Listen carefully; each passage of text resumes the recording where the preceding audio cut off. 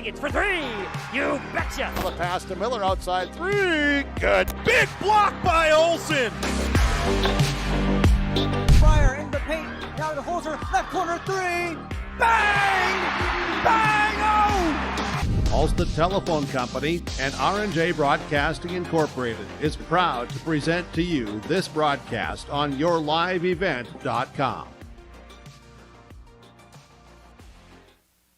And a good Tuesday evening here on yourliveevent.com. High school basketball is on the way for you tonight as Aitkin Gobbler boys basketball sitting at 4-4 on the season take on the Barnum Bombers here this evening here from the Aitkin High School Gymnasium. Good evening, ladies and gentlemen. My name is Paul Vold, coming to you live from the Aitkin High School Gymnasium. The Aitkin Gobblers started off the season 0-3 on the year with a very tough part of their schedule, but this scrappy team, as of late, has able to accumulate 4 wins in the last 5 games to even their record now at 4-4 on the season as they take on another tough and quality matchup tonight as they take on the 6-2 Barnum Bombers this evening. Paul Vold on the broadcast here with yourliveevent.com. And, of course, you can always find out what's happening with their full broadcast schedule more by going to rjbroadcasting.com. Gobblers riding high off a victory they had Friday night against the Pillager Huskies. Another matchup of which, on paper, certainly was going to be the favor of the Huskies, but a quality, good matchup. They always play the Huskies tough, and so do the Gobblers as well. Gobblers and Huskies always play scrappy, especially when it's Pillager against Aitkin as well. Gobblers rallied from multiple 10-point comebacks in the first and second half to keep the game close. Rallied back, ultimately got a couple of late free throws to push through. Braden Smith, 16 points, 7 rebounds, with Eli Christie leading the way with 17 points and 10 rebounds in the win. But also the fact play off the bench was crucial in that victory for the Aitkin Gobblers with Brecken Williams and Isaac Osmus. Changing things up offensively, especially when you get the 6'8" Isaac Osmus off the bench, certainly provides a different look on both ends of the floor tonight. And of course, that's one thing that we've been seeing as this season's come along. The amount of depth for the Aitkin Gobblers here, especially with a fair amount of these kids seeing a lot of varsity action for the first time going into this season, have really pushed through here, especially going into now a very busy January it will be for the Aitkin Gobblers, and all gets started tonight with this matchup against the Barnum Bombers. Speaking of the Bombers, they're 6-2 on the season, 4-0 out of Section 5A. Most recently a victory on Friday. They were able to squeak one out against Carleton, 54-45, in which they out-rebounded Carleton 36-27 and also shot 37% from the field here tonight. So will be an interesting matchup as well to see the Gobblers' size come through against maybe some of the guard play that tries to slow things down on the offensive end of the floor for the Pillager Huskies. Got plenty to get to here on the pregame show. We'll take a break. Of course, we have our conversation with coach for the Aitkin Gobblers, Scott Stainfield, coming up here just a little bit later here in the pregame show. It's Aitkin Gobblers taking on the Barnum Bombers tonight. You're tuning in to high school basketball on yourliveevent.com. If your vehicle has an unfortunate mishap, you want the best in quality bodywork. You need to take it to Aitkin Body Shop. They can handle any collision or auto glass repair, and they have a state-of-the-art facility and technology. Open Monday through Friday, 8 a.m. to 5 p.m. Visit them at 421 North Minnesota Avenue. Towing services also available. Give them a call at 218-927-2883. Remember the name that stands for quality and trust. That's Aitkin Body Shop, providing exceptional auto body collision and paint repair since 1974. It's been more than just a family tradition since 1938. Purchasing a new Ford car, truck, or pre-owned vehicle from Aitkin Motors. Family owned and operated. Aitkin Motors offers you a stress-free car shopping experience. Need an oil change? New tires? Check out the low-price tire guarantee. Aitkin Motors has a full service department with factory-trained Ford technicians. For hours, appointments, and vehicle inventory, visit AitkinMotorsCO.com. We are ISD1. We are ISD1. We are ISD1. We are ISD1. My favorite teacher is Mr. Dustin Richters. Favorite teacher is Mr. Miller. Mr. Googe is my favorite teacher. Definitely Miss Grader. Definitely Miss Grader in class biology. Mr. May. Right now is psychology. Mr. Smith's my favorite teacher. Mr. May's science class. Any art class. Mr. May in my ornithology class. We always practice good sportsmanship and respect. Go Gobblers. Go All-Stars. My roots run deep. I dream of a world where planting a seed can bring forth the food and knowledge our world needs right now. The field is my classroom, and I have the power to make a difference. I am going to feed the world someday.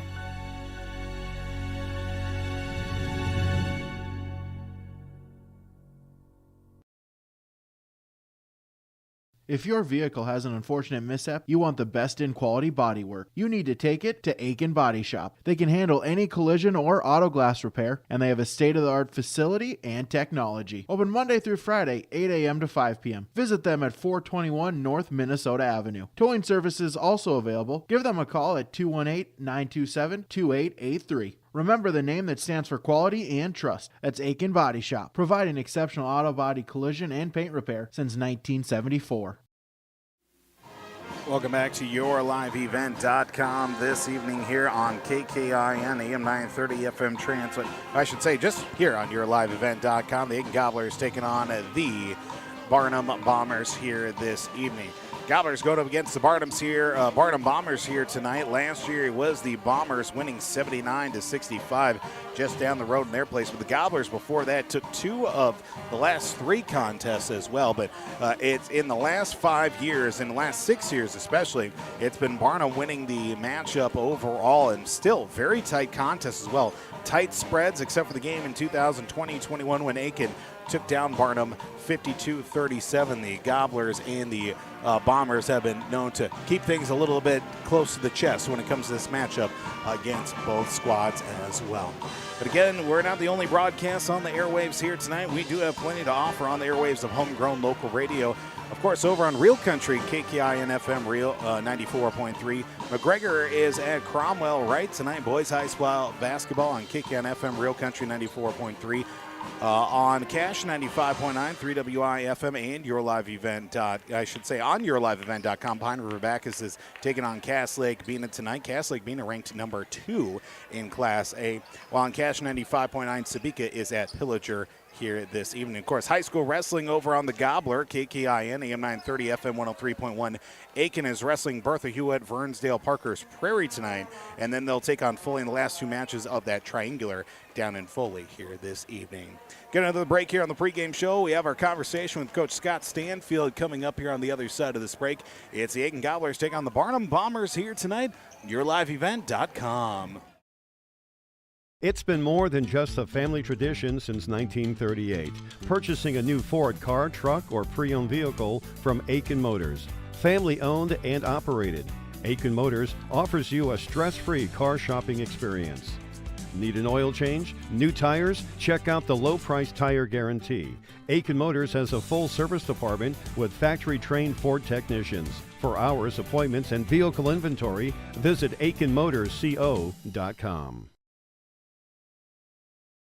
We are ISD1. We are ISD1. We are ISD1. We are ISD1. My favorite teacher is Mr. Dustin Richters. Favorite teacher is Mr. Miller. Mr. Googe is my favorite teacher. Definitely Miss Grader. Definitely Miss Grader in class biology. Mr. May. Right now is psychology. Mr. Smith's my favorite teacher. Mr. May's science class. Any art class. Mr. May in my ornithology class. We always practice good sportsmanship and respect. Go Gobblers. Go All-Stars.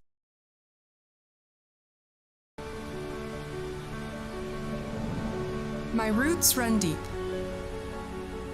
I dream of a world where planting a seed can bring forth the food and knowledge our world needs right now.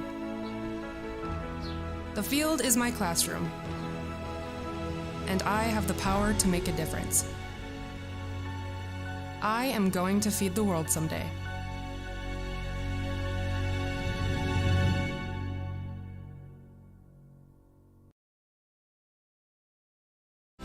From all of us at Enbridge, thank you. Thank you. Miigwech, and thank you for working on Line 3 replacement. Thank you to everyone who supported this project. Construction is complete on a new and safer pipeline that will deliver the North American energy that we all rely on every day. And it's done thanks to the support and hard work of thousands of people. I'm grateful for every single voice of support and every hour of labor put into this project. Thank you.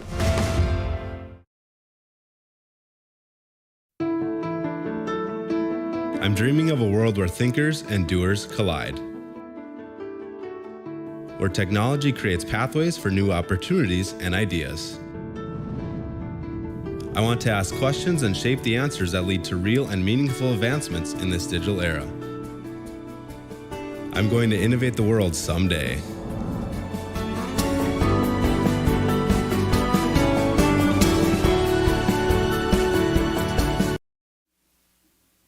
Welcome back to YourLiveEvent.com this evening as we see the Aitkin Gobbler boys basketball team take on the Barnum Bombers here tonight from Aitkin High School. As we get the chance now to catch up with head coach for the Aitkin Gobblers, Scott Stanfield joins us here on the pregame show. Coach, as always, feel like we were just here. It's good to catch up with you again. It's good to be here, yeah. It's nice and warm out here for January, so that's a good thing. And we're getting into those dog days of January where we're going to play a lot of games and try to correct on the fly, so we'll see how it goes.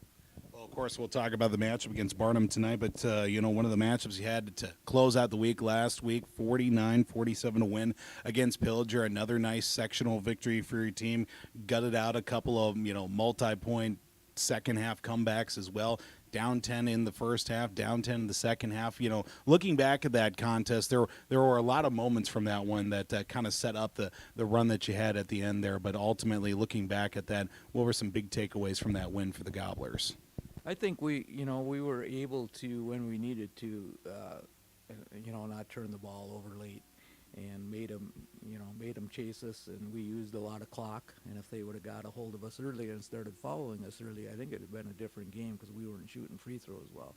So that was a big key. I thought Isaac Osmus coming in and controlling the middle in our zone was a big help to us in the first half. We went on a little bit of run, 10-point run, got it up by 10 on them with him in, and I just think that he was a big factor in that. And then we kind of stayed with our zone in the second half, and it served us well. So we're just going to try to, match that. We had good energy. Pillager plays awful hard, and we knew we'd have to do that, and we did. So, if we make our free throws, it's a lot more comfortable game for me, and thinking of what we got to do next. But that's basketball, you got to put the ball in the basket at the line to close out games, and we did just enough. So I was happy with our kids.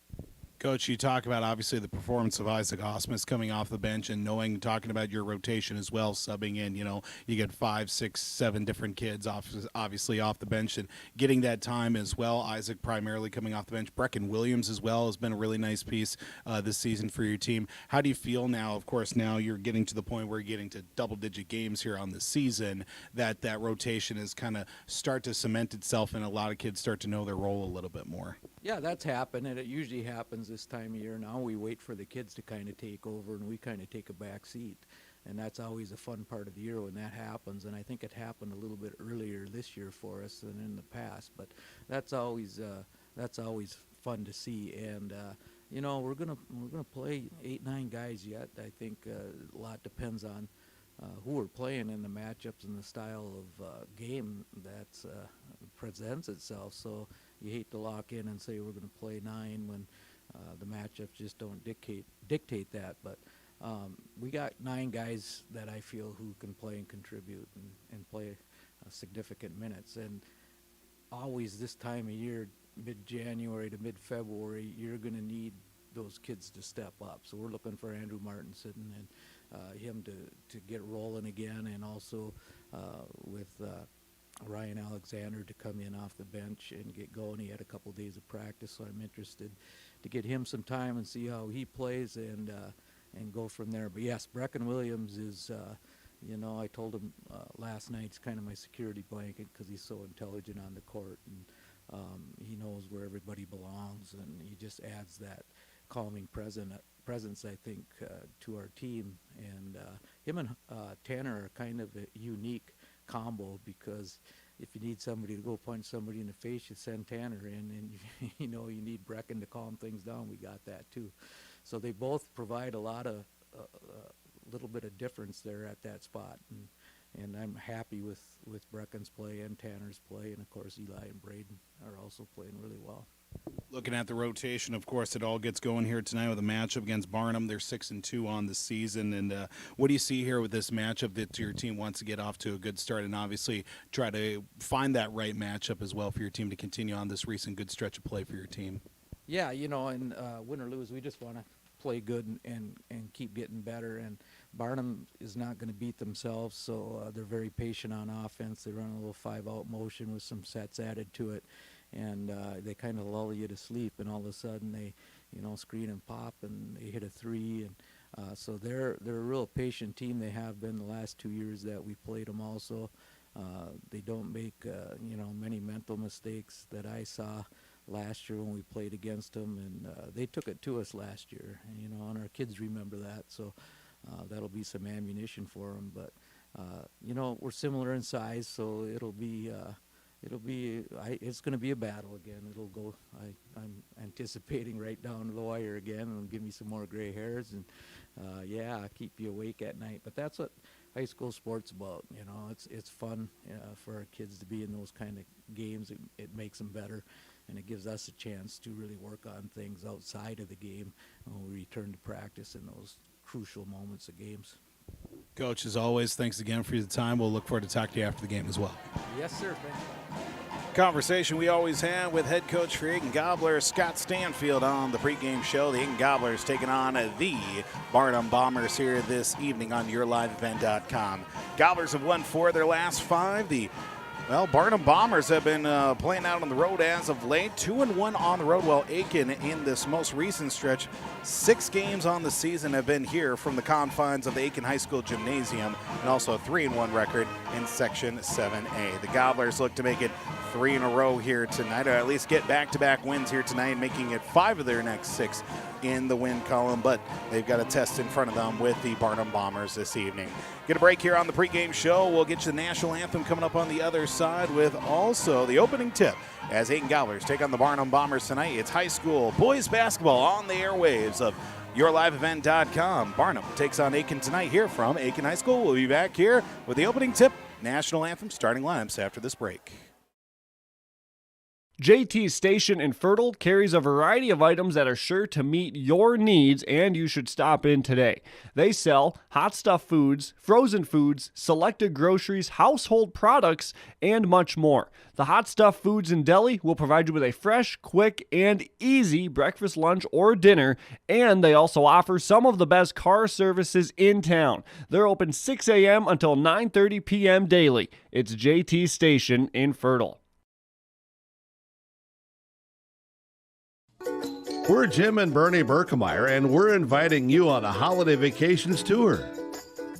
Escape the Minnesota winter, March 10th through 19th, as we become immersed in Hawaiian culture and take in the breathtaking views of Oahu, Kauai, and Maui. Enjoy a balance of scheduled must-see attractions and free time to relax in paradise. Visit holidayvacations.com, keyword RJ, for more information. Riverwood Healthcare Center in Aitkin provides total joint care for shoulders, elbows, hips, knees, hands, and wrists. Our team of highly skilled orthopedic surgeons use innovative procedures to increase mobility and reduce pain. Get back to the activities you enjoy. Learn more at riverwoodhealthcare.org.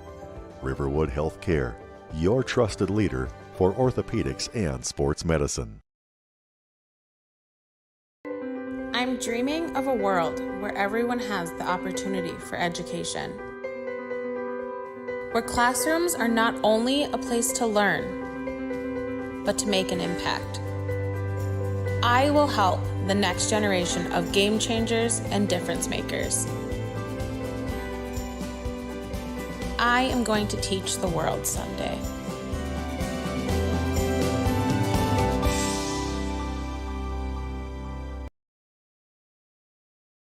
We are ISD1. We are ISD1. We are ISD1. We are ISD 1. Mr. May's ornithology class. My last 6 years on the Aitkin All-Stars. Going to Rumble on the Red Wrestling Tournament. I was going to the state tournament last year for wrestling. Making one of those last-minute shots against Crosby. Going to state my 10th grade year for wrestling. The Virginia tournament during basketball. My chemistry class last year. I would say the Virginia tournament. Going to state my freshman year for dance. Being able to participate in multiple sports teams. We always practice good sportsmanship and respect. Go Gobblers. Go All-Stars. I'm dreaming of a world where the crack of a bat is not just a hobby, but a lifestyle. Where I can build upon long traditions from the ground up. I want to work in an industry where all people can make their own field of dreams become reality. I'm going to elevate the world of sports someday.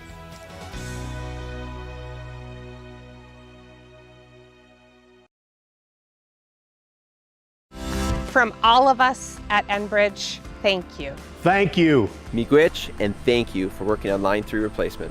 Thank you to everyone who supported this project. Construction is complete on a new and safer pipeline that will deliver the North American energy that we all rely on every day. And it's done thanks to the support and hard work of thousands of people. I'm grateful for every single voice of support and every hour of labor put into this project. Thank you. I'm dreaming of a world where thinkers and doers collide. Where technology creates pathways for new opportunities and ideas. I want to ask questions and shape the answers that lead to real and meaningful advancements in this digital era. I'm going to innovate the world someday.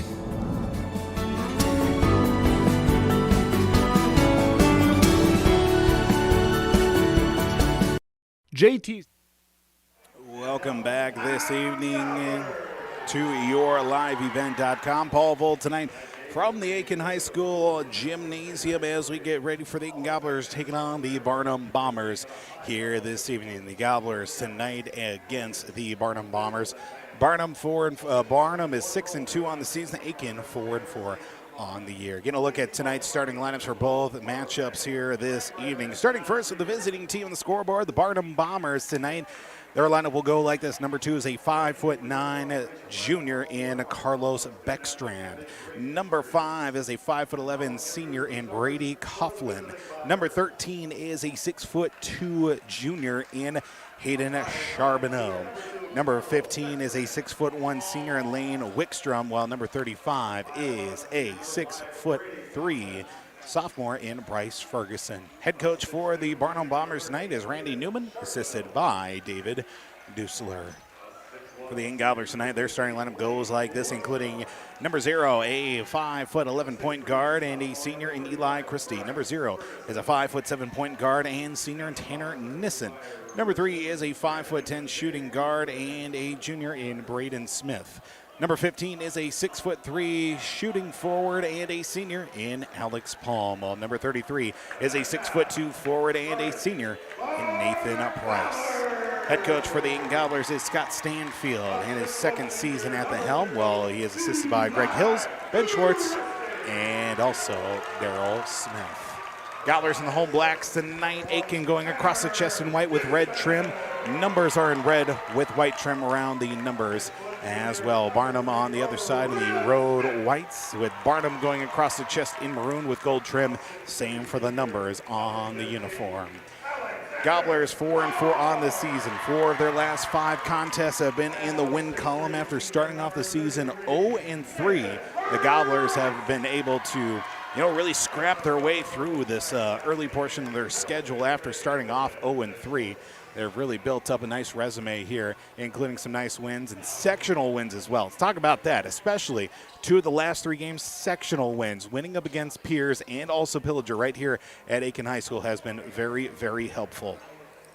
It'll be Alex Palm. It will be Bryce Ferguson to take the opening tip for the Gobblers as they take on the Barnum Bombers tonight. Gobblers will be working light to left on your computer screens at yourliveevent.com. Opening tip, won and controlled by the Bombers here this evening, as it will be number 2. Carlos Beckstrand to bring it across half court. Losing the handle in the right corner. Now handed off to number 15 in Lane Wickstrom to Beckstrom as he travels with the basketball and turns it over on the first possession of the night.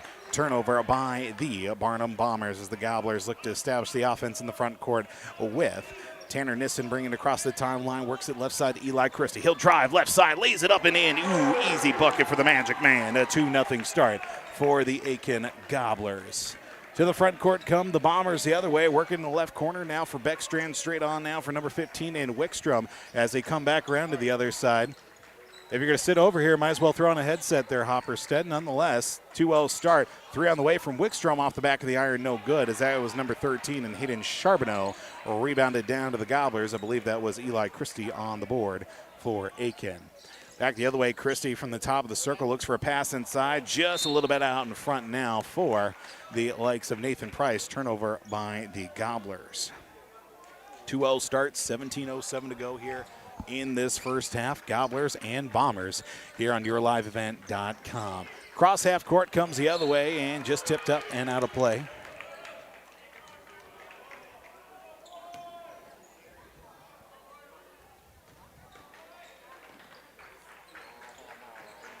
Beckstrand works it over to the right side for number 15 in Wickstrom, and now into the right corner for Charbonneau. Charbonneau now to the top of the circle on a pass to Brady Coughlin. He'll go back to the wing now for Wickstrom. Charbonneau through the lane up with a right-handed shot. Fight for the rebound. Last touch by, I believe, Aitkin. Yes, it was going to be last touch by number 33.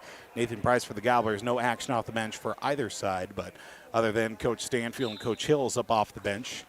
Get the defense instructed here. Gobblers up 2-0. Inbound to Beckstrand straight on at the top of the circle. He'll dribble his way out of trouble now. Left side, 3 from Charbonneau from downtown. No good. Rebounded down to Tanner Nissen on the board there for Aitkin as they work it across half court. It was Wickstrom on the 3. Wickstrom is 15. Charbonneau is 13.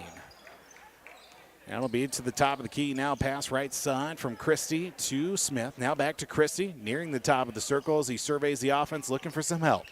Pass out to Nathan Price at that top of the right side. Feed pass inside on the stretch to Alex Palm. Cut door, backdoor pass. Up and up with the right hand. Shot is up and in for 2. A 4-0 start for Aitkin. Back-to-back buckets for Eli Christie. And a near steal by the Gobblers. They're going to say a last touch by Alex Palm, as the Gobblers almost stole it on the defensive end for Aitkin with 16:03 to go. Beckstrand takes the inbound right in front of the Gobbler student section at the top of the C. Now left side for number 5, Brady Coughlin. Coughlin over to Charbonneau. He'll drive it long, up and under the basket. Too strong, rebounded down to Christie. Christie will run the length of the floor. It stops on a dime on that left wing. Pass down low to Palm. Up the right hand, scoots it back out to Nathan Price. Tanner Nissen loses the handle, but it tips off his hand and goes to Braden Smith. Offense will slow back down. 15:35 to play here in this first half. Gobblers up 4-0. Christie looking for a cut pass to get some penetration out of the wing. Does not get any help there. But Braden Smith from the left elbow drives in. Left-handed shot, rolls it up and in. Braden Smith, nice touch off the bucket, as Braden Smith will be the first non-Eli Christie to score here tonight. Near a stolen pass, Nathan Price. Good cut on the backside. Almost takes out a Gobbler fan right below his feet, but the Gobblers will give it up back defensively, up 6-0. Cross half court now. Come the likes of Barnum. Stops, left elbow extended. Charbonneau inside Wickstrom. Feed pass in and rolls right in for number 35, Bryce Ferguson. Barnum gets their first points of the night, trailing 6-2. Charbonneau with a nice pass at the top of the circle. Down low to Ferguson for the bucket inside as the Bombers look to get some penetration on the other end here defensively. 14:40 to go in the first half. Gobblers trail 6-2. Or excuse me, Gobblers up 6-2. Been historically slow starts for the Gobblers here this season, but nonetheless sitting at 4-4. Christie at the free throw line, back out to Alex Palm. To Braden Smith at the top of the circle now, works it right side for Christie, trying to get some space. Gets a screen from Price at the free throw circle, down the left elbow, up with the right hand, Euro step through the lane, stop, shoot, good. 8-2 the score for Aitkin. Pressure defense across half court to Beckstrand. Carlos Beckstrand, right side, 3 on the way from Coughlin, no good, rebounded down to Eli Christie. 4 points, 3 rebounds here in the opening minutes. We're 4 minutes in, 13:56 to play and counting downward in this first half of basketball.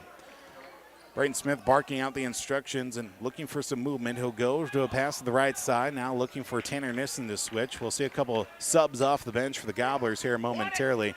To Price, right side for Tanner Nissen. Nissen feed pass to Alex Palm. Double team on him, soon to be a triple team. That's not going to stop him as he throws up a shot into the hands of Charbonneau. He'll outlet to the other way for Brady Coughlin. Coughlin stops, pops a shot off the side of the rim, no good. Rebounded down to Christie once again. He'll take it across half court. The free throw line stops, out. 3 on the way from Nissen is off the side of the rim, no good. Rebounded down to 35 in Bryce Ferguson. First Barnum Bomber rebound tonight. Beckstrand at the free throw line, cuts through the lane, lays it up and in. Too strong as Ferguson with another rebound. Outlets, left side for Charbonneau. Offense for the Bombers slows up with Wickstrom on the handle. Now in that right corner, down along the baseline. Looks to cut down low. He'll get it out to Ferguson now with under 13 to go in the first half. 8-2 now the score. Driving, Beckstrand loses the handle. First foul of the game comes our way tonight, and that will go against Aitkin, unfortunately.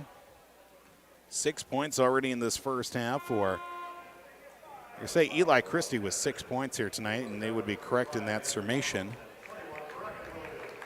See Brecken Williams check into the game as well. Andrew Martinson. Number 21, Ryan Monahan is into the contest as well. Manahan, excuse me. 12:45 to go. Inbound at the top of the circle for Beckstrand. Looks left side now for Charbonneau. He'll drive along that left baseline. Back up top for Wickstrom. 3 on the way. Foul by Martinson. That's going to be 3 free throws coming up as Andrew Martinson off the bench. And a foul assessed to him as well as Tanner Nissen also got a foul for the Aitkin Gobblers. 2 fouls already in the span of, well, less than 10 seconds, as at the free throw line for 3 guaranteed free throws is Lane Wickstrom at the line for a guaranteed 3. First one no good for the Bombers. 3 guaranteed shots as he was fouled straight on by Andrew Martinson, his first of the night. Team's second of the half with 12:38 to play in this first half. Gobblers up 8-2. Second free throws up and hits every part of the rim and then finally falls. 8-3 now. Second free throw good, and he'll get one more guaranteed here as well. 8-3 the score. Third one coming up here, I should say. Don't want to predict the future here. Second and third free throws are good. Well, it was right on the fourth point of the night. For Barnum, Gobblers up 8-4, 2 points assessed to Lane Wickstrom coming at the free throw line. Brecken Williams off the bench provides a different look for the Gobblers as he controls the point at the top of the circle to Martinson. Right side for Alex Palm, fed down low to Eli Christie. Draws a double team foul on his way as it looks like he might get free throws here coming up. I'm going to say in the act of shooting, it looks like he's heading his way to the free throw line. So that's going to be 2 free throws as Bryce Ferguson assessed his first foul of the night. Team's first as well as the Magic Man at the line for the first time tonight. 6 points, 4 rebounds already in this first half as the first free throw is good.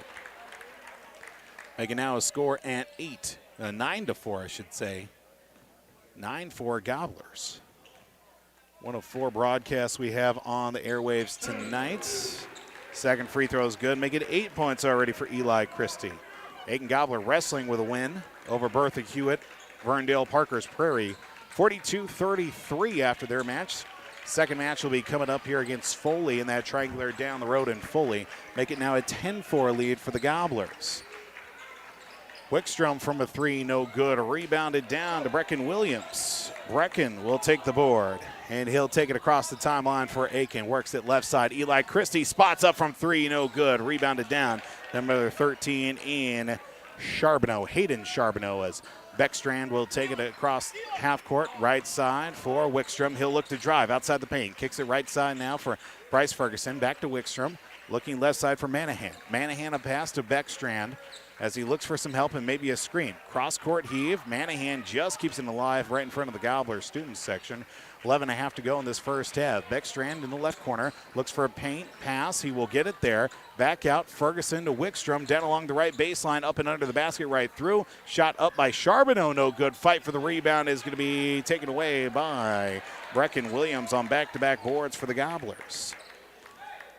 10-4 the score. Gobblers out rebounding the Bombers. Looks like at a clip of 7-3 here in this first half. Christie, right corner, 3 from Martinson, wide of the mark. Loose rebound picked up by Ferguson. Third rebound for Ferguson to go along with 2 points. Beckstrand across the timeline from the free throw lane as he hands it off, underhand up and in now for Charbonneau for 2 points. And Barnum carving into this lead. They were down 8-4. They're down 10-6. 10.5 to go in this first half. Ball movement to each side. Crisp here in this first half. Christie from the left elbow, pass out. Martinson fakes the shot. Free throw line, throws it down low, stolen away. A turnover by the Gobblers.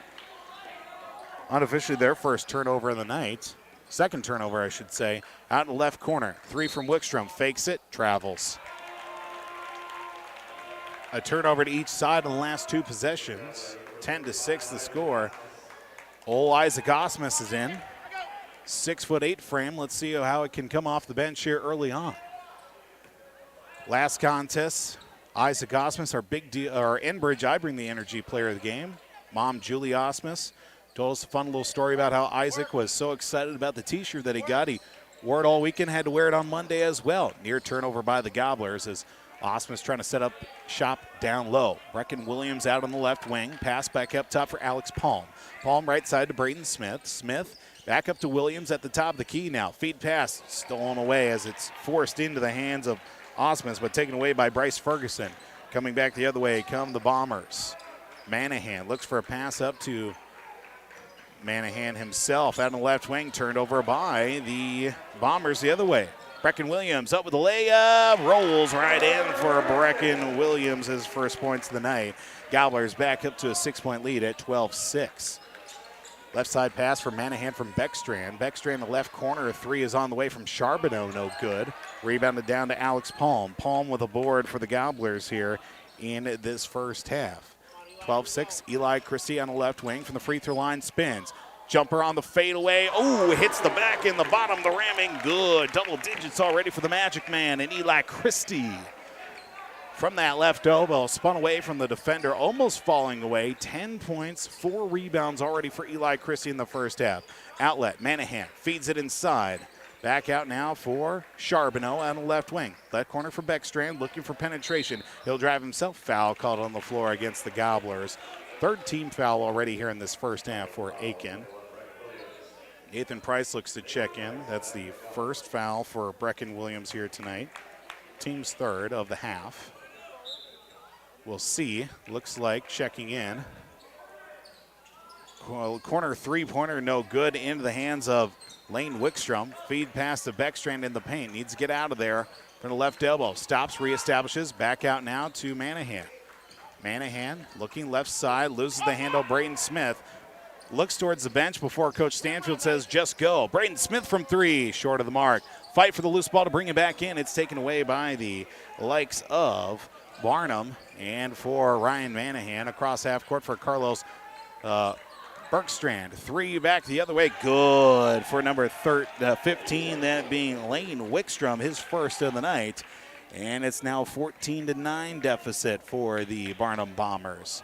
With 7:56 to go here in this first half. Eli Christie, step back, pass inside to Nathan Price. Turn around with a right-handed shot. No good. Try to fight for his own rebound.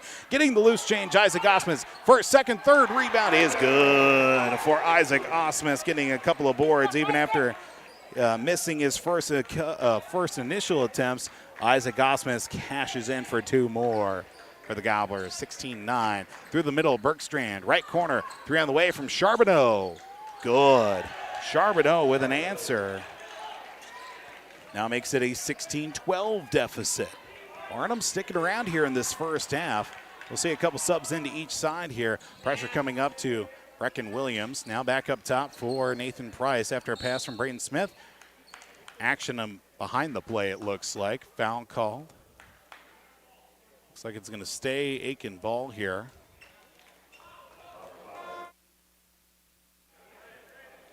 Looks like foul will go against Ryan Manahan. Team second foul. One foul assessed now to Manahan. We'll see Osmus, Smith, and also Christie off the floor for Aitkin. That brings back in Nissen. Ryan Alexander checks in for the first time in a handful of games along with Alex Palm. Left corner, Tanner Nissen from three, no good. Fights for the rebound down along the baseline, taken away by the likes of Carlos Beckstrand. Beckstrand the other way, throwing up a wild shot, no good. 2 free throws coming up for Carlos Beckstrand for the Barnum Bombers. He'll head to the line for 2. A couple of substitutions in for the Barnum Bombers do include, of course, checking back in as Brady Coughlin. And also seeing first action tonight, Thatcher Nelson, number 25. First free throw, no good. The foul assessed to Aitkin's number 21. And Brecken Williams is at the line for a pair. Missing the first one was Carlos Beckstrand. Second free throw coming up momentarily. Eli Christie back into the ball game for the Gobblers. Second free throw is good. So down by 3 now. 1 possession differential at 16-13 with 6:53 to play and counting downward. Nissen brings it across half court to the right side now for Eli Christie. Back up top for Nissen. Left side to Ryan Alexander. Working around the umbrella. Alexander to Nissen to Christie on the right side. Nathan Price, left side pass now to Alexander. Cuts it right in. Left elbow jumper from Price. Banks it up and in and good for Nathan Price. Price now the 5th different Gobbler to chart points here tonight for the Gobblers. Thatcher Nelson, a pass back up top to Wickstrom. Now back to Nelson. Skip pass inside to Coughlin. Inside the paint, needs to get rid of it. He will to number 35 in, that being Bryce Ferguson. Beckstrand from the left elbow. Drives out of control, but a foul called on the floor against Aitkin. It looks like either Tanner Nissen or Eli Christie will be assessed the foul. 18-13 the score. This one go against Tanner Nissen, I should say, his second. That's going to take him out, bring back in Braden Smith. 6:10 to play in the first half. Gobblers lead 18-13. Unfortunately, here as the season has started here with 8 games into it, Gobblers have had to play from behind for a majority of their contests that we've called here on the airwaves. But nonetheless, up 18-13. Fight for it down low as it's going to be Alex Palm coming out with it. Eli Christie will take the loose ball across half court for the Gobblers. Looks for some action on the floor. Bounces off the back of his foot. Eli Christie keeps it alive as he hands it off to Ryan Alexander. Underhand pass now, slowing things up as Eli Christie, a full body dive onto the floor and turning it over, unfortunately, is Aitkin. As even the effort from Eli Christie couldn't keep that pass from getting away from the Gobblers. 18-13 the score. Turnovers down here in this contest as we get a stoppage here out on the floor. Looks like a Gobbler player will need to be looked at by our training staff. Brecken Williams will check in for Braden Smith as training staff gets a look at him. Busted open a scab or something. Might be bleeding. Nonetheless, ball belongs in the hands of the Barnum Bombers. Brady Coughlin on the right wing, back up top to Wickstrom. Pass left side now for Charbonneau as they go back and forth. Charbonneau a pass. Now in the lane for Beckstrand. Stops, hesitates, throws up a shot, and up and in for Beckstrand, up to 3 points in the contest. And down by 3 once again are the Barnum Bombers, 18-15. Coach Stanfield talked about in the pregame show how this one could very well come down to the very end of it, and so far, it's a tight one to say the least. Cross half court, Palm, right side for Eli Christie, lays it up and in, and he'll be denied by the side of the rim, but fouled on his way to the hoop. Eli will get 2 free throws coming up. Foul assessed to number 13, Hayden Charbonneau. That's his first, team's third of the half. 18-15 the score. First free throw up and in for Eli Christie. Now up to 11 points here in the first half to go along with those 4 rebounds. Now 3 of 3 at the line. That makes it 4-4. Gobblers have been to the free throw line 4 times and have all been made 4 times. Substitution in for Aitkin. I believe the score should be 20-15, but it says 19-15. Scoreboard now officially corrected 20-15. Andrew Martinson back in for the Gobblers after subbing in previously and fouling right away. In the lane, Charbonneau with a right-handed shot just inside the elbow, up and in for 2. 20-17. Barnum keeping things at, close. Keeping things right in the chest here. Playing their cards pretty close. Alex Palm to Eli Christie at the top of the wing. Drives inside, up with the right-handed shot, no good. Loose rebound picked up by Brady Coughlin for the Barnum Bombers in transition. Comes Wickstrom. Lane Wickstrom in the right corner, looks for a pass back out to Charbonneau. Floater with the right-handed shot, up and in as Barnum is down by 1. Timeout taken by the Barnum Bombers. It looks like quick 30-second timeout. We'll take it with him as well. 4:08 to play in the first half. Gobblers lead 2019 on yourliveevent.com. Carries a variety of items that are sure to meet your needs, and you should stop in today. They sell hot stuff foods, frozen foods, selected groceries, household products, and much more. The Hot Stuff Foods and Deli will provide you with a fresh, quick, and easy breakfast, lunch, or dinner, and they also offer some of the best car services in town. They're open 6 a.m. until 9:30 p.m. daily. It's JT Station in Fertile. Welcome back here to yourliveevent.com as the Aitkin Gobblers lead 20-19 against the Barnum Bombers on yourliveevent.com. It's been the Eli Christie show here in the first half. 12 of the 20 points scored by him go along with 4 rebounds, but Barnum keeping things at at front view. Have been down by 3 throughout a majority of this contest. We're down 6-0 to start, but now trail just by 1. Palm, cut door pass, Andrew Martinson, up and in. Nice touch there from Andrew Martinson after getting that beautiful pass inside from the likes of Alex Palm. 3:50 to go in the first half. 22-19. Constant lead has been at 3. Left corner, 3 on the way. No good from Charbonneau. Rebounded down to Andrew Martinson. Martinson gives it up to Eli Christie across half court for the Gobblers. Works it left side now for Braden Smith. Smith back after a late substitution. Back out left side. Thought about the 3. Back straight on now for Eli Christie. Feed pass inside, not there. Palm will take it himself at the free throw line. Right-handed shot, leaves it short, tips it back out, does Osmus, but goes in the hands of Hayden Charbonneau for the Barnum Bombers. Beckstrand, left side, driving. Wickstrom back out now to Beckstrand at the free throw line. Skips it down low. Charbonneau up off the glass, lays it in for 2. Hayden Charbonneau doing his best effort to keep the Gobblers at this rate. Down by 1 are the Barnum Bombers. 22-21 is the score. Back out, Braden Smith in rhythm. 3-pointer left wing, no good. Rebound down to Martinson as he's whacked on the arm. Shot looked just a little bit off kilter for Braden Smith, but luckily enough, there was Andrew Martinson down low to get the rebound and also gets the foul by Lane Wickstrom. And now at the line is Andrew Martinson for 2 guaranteed free throws. First free throw is up and good. Stoppage here on the floor as we get a substitution to check in. Nathan Price looks like he'll come in. Brady Coughlin checks back in for the Bombers.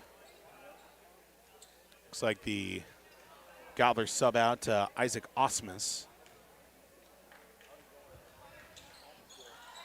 Second free throw, no good. Score should be 23-21. Scoreboard says 22-21, but the free throw was made by Andrew Martinson on the front end of those 2 as he splits the difference. 2.5 to go. Driving, Charbonneau, left-handed layup is good.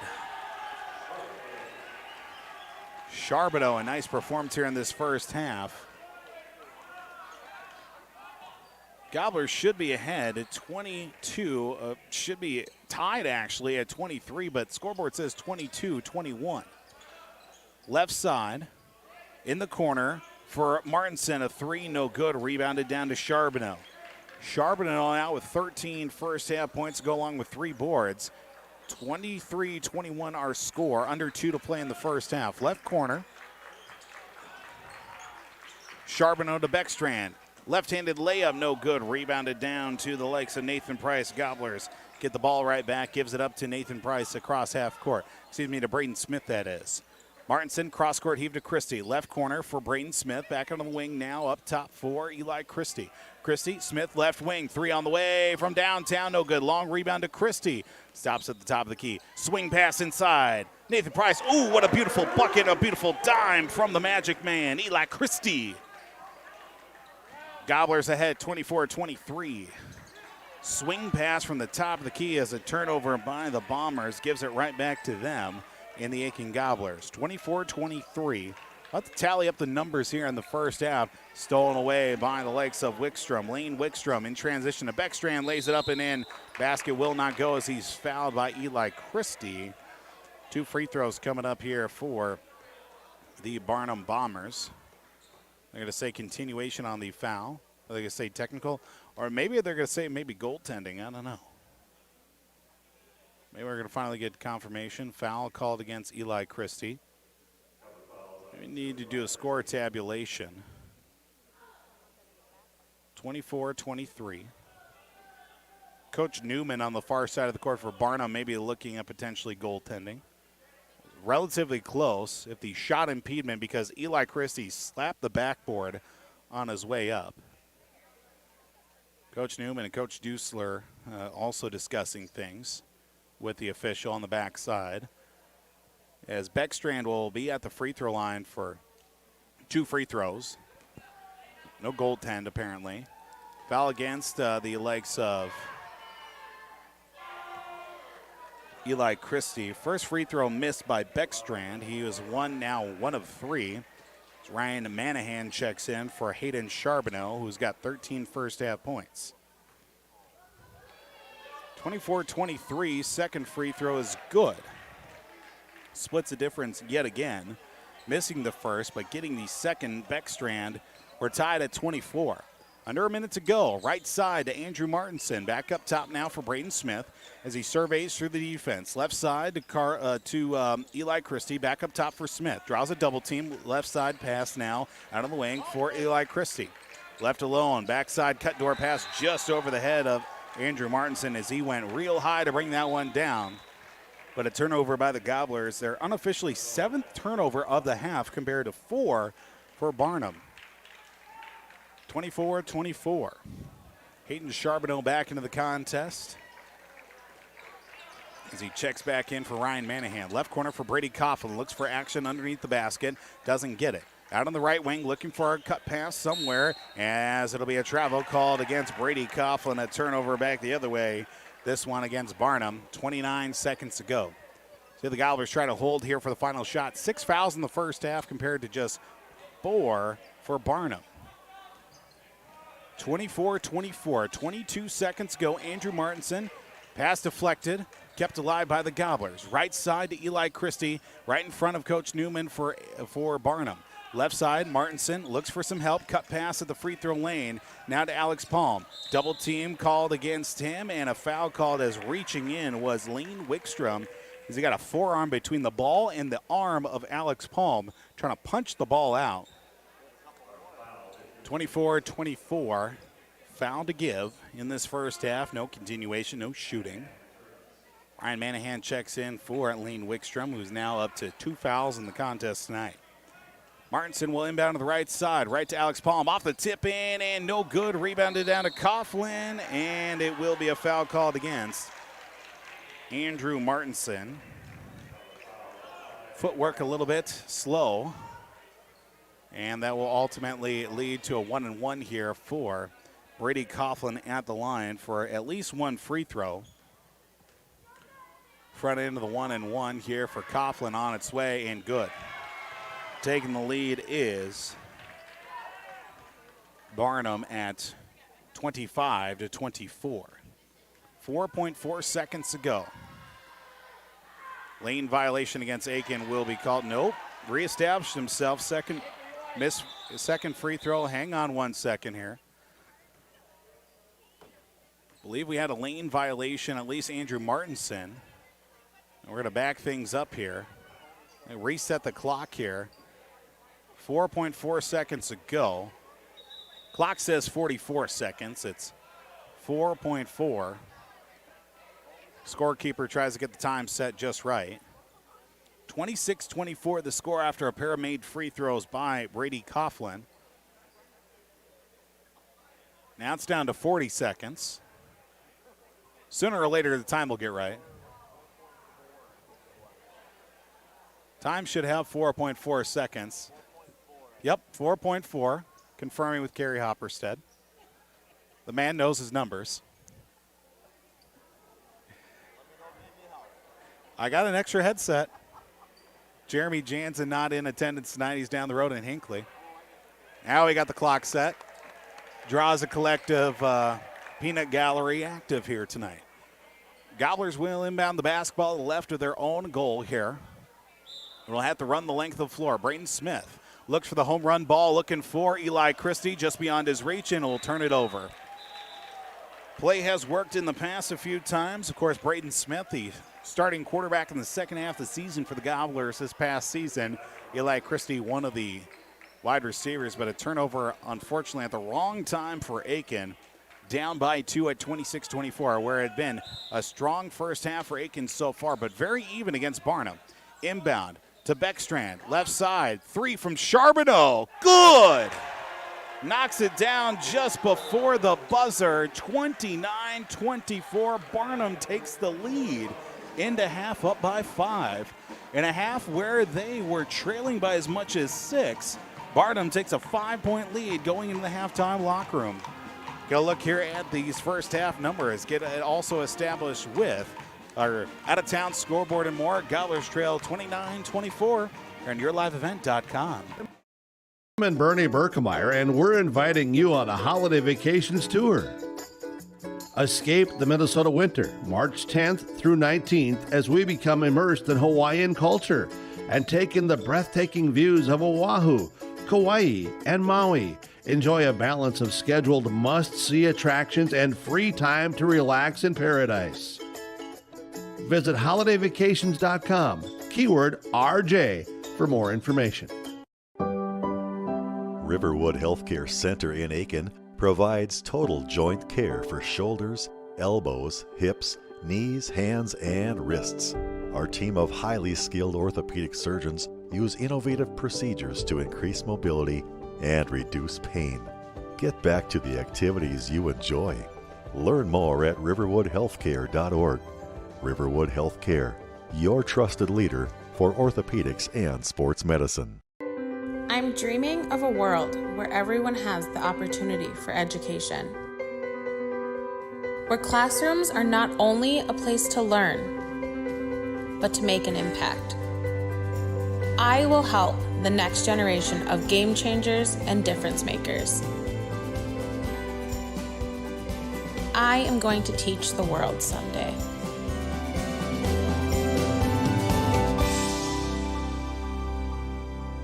We are ISD 1. We are ISD 1. We are ISD 1. We are ISD 1. Mr. May's ornithology class. My last 6 years on the Aitkin All-Stars. Going to Rumble on the Red wrestling tournament. It's going to the state tournament last year for wrestling. Making one of those last-minute shots against Crosby. Going to state my 10th grade year for wrestling. The Virginia tournament during basketball. My chemistry class last year. I would say the Virginia tournament. Going to state my freshman year for dance. Being able to participate in multiple sports teams. We always practice good sportsmanship and respect. Go Gobblers. Go All-Stars. I'm dreaming of a world where the crack of a bat is not just a hobby, but a lifestyle. Where I can build upon long traditions from the ground up. I want to work in an industry where all people can make their own field of dreams become reality. I'm going to elevate the world of sports someday.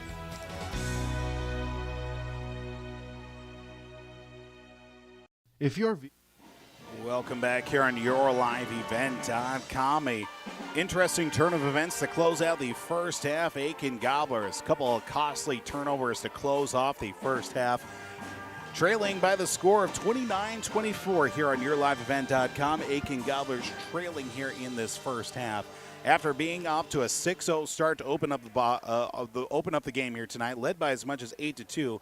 But then Barnum just kept things a little bit close. Couple of layups here, a couple of three-pointers as well. Coach Scott Stanfield talked about it during the pregame show. They're a team that lulls you into a false sense of hope, at least defensively. And then, boom, they get a layup. They get a three-pointer back the other way. And then now a 29-24 halftime lead. Looking here at some of the numbers from this first half. By the way, you're here with Paul Vold here at the halftime show. We're going to look at our out-of-town scoreboard here coming up.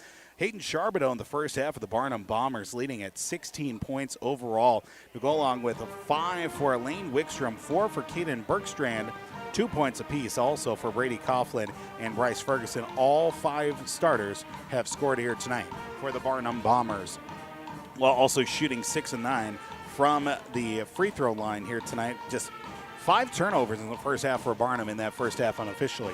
The other side for the Aitkin Gobblers, early and often, it belonged to Eli Christie. 12 points, 4 rebounds as well. But towards the last few minutes of that first half, Aitkin had a little bit of trouble getting those offensive boards. 12 points in the first half, 4 for Nathan Price as well, coming off the bench for the getting started here tonight for the Gobblers.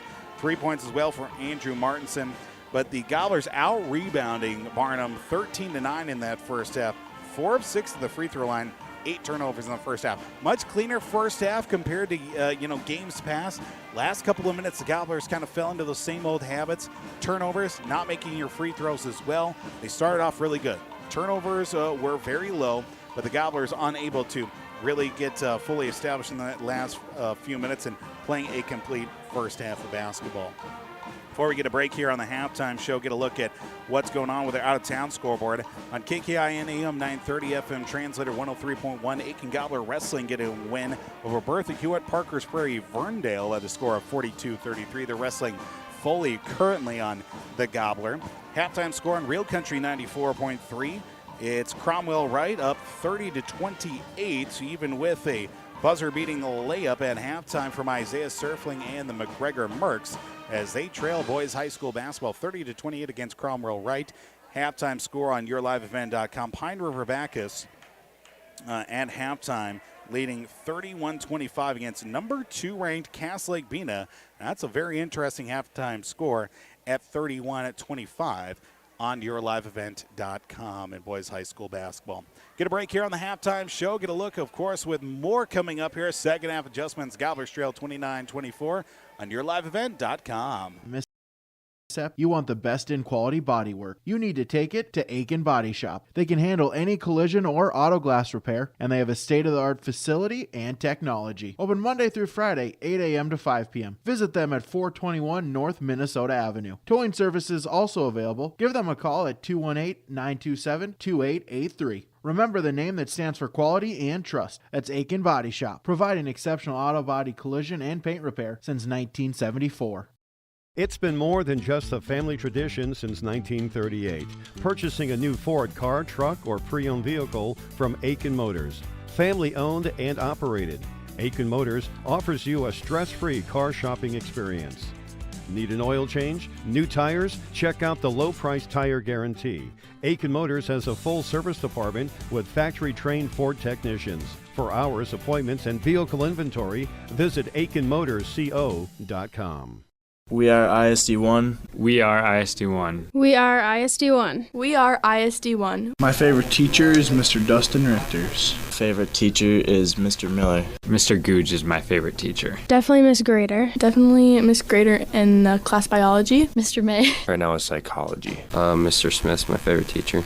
Mr. May's science class. Any art class. Mr. May in my ornithology class. We always practice good sportsmanship and respect. Go Gobblers. Go All-Stars. Welcome back on yourliveevent.com. Aitkin Gobblers trail 29-24 against the Barnum Bombers after one half of basketball.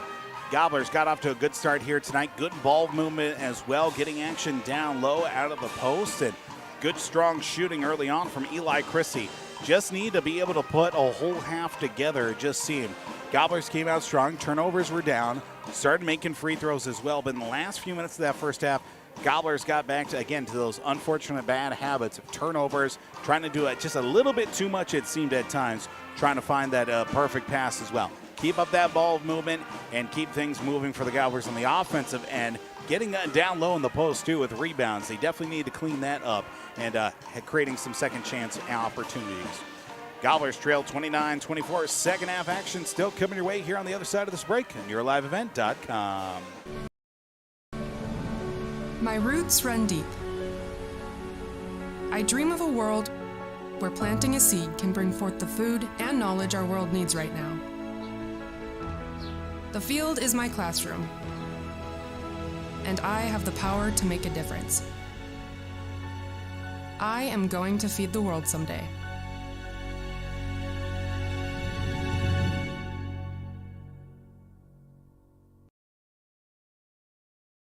If your vehicle has an unfortunate mishap, you want the best in quality bodywork. You need to take it to Aitkin Body Shop. They can handle any collision or auto glass repair, and they have a state-of-the-art facility and technology. Open Monday through Friday, 8 a.m. to 5 p.m. Visit them at 421 North Minnesota Avenue. Towing services also available. Give them a call at 218-927-2883. Remember the name that stands for quality and trust. That's Aitkin Body Shop, providing exceptional auto body collision and paint repair since 1974.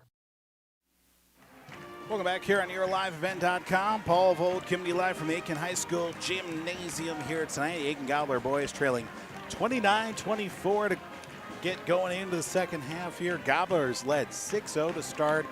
But then again, costly turnovers down the stretch to close out that first half. Now sees them down by 2 possessions at 29-24 first half. Belong to Eli Christie for the Gobblers, 12 points, 4 rebounds. Hayden Charbonneau also with 16 points in the half as well. Again, Barnum, a team that kind of lulled you to sleep a little bit, especially with them getting off to a auspicious start. Nonetheless, Gobblers will start off the second half with the basketball as they bring it now left to right on your radio, on your computer screens, I should say, YourLiveEvent.com. It'll be on the radio coming up here on Thursday. Eli Christie at the top of the key. Works left side, stolen away by Wickstrom, retaken back by the Gobblers and Eli Christie. Gobblers start back at square one. Left side now almost stolen away. Now it's officially taken away by Brady Coughlin for the Barnum Bombers. Skip pass left side for Charbonneau in the left corner. Tipped out of the air, Charbonneau, and can't keep the pass. Last touch by Eli Christie for the Aitkin Gobblers. As Barnum not slowing down here to open up the second half. The same starting 5 on both sides. Carlos Beckstrand hands it off to number 15 and Lane Wickstrom. To Brady Coughlin.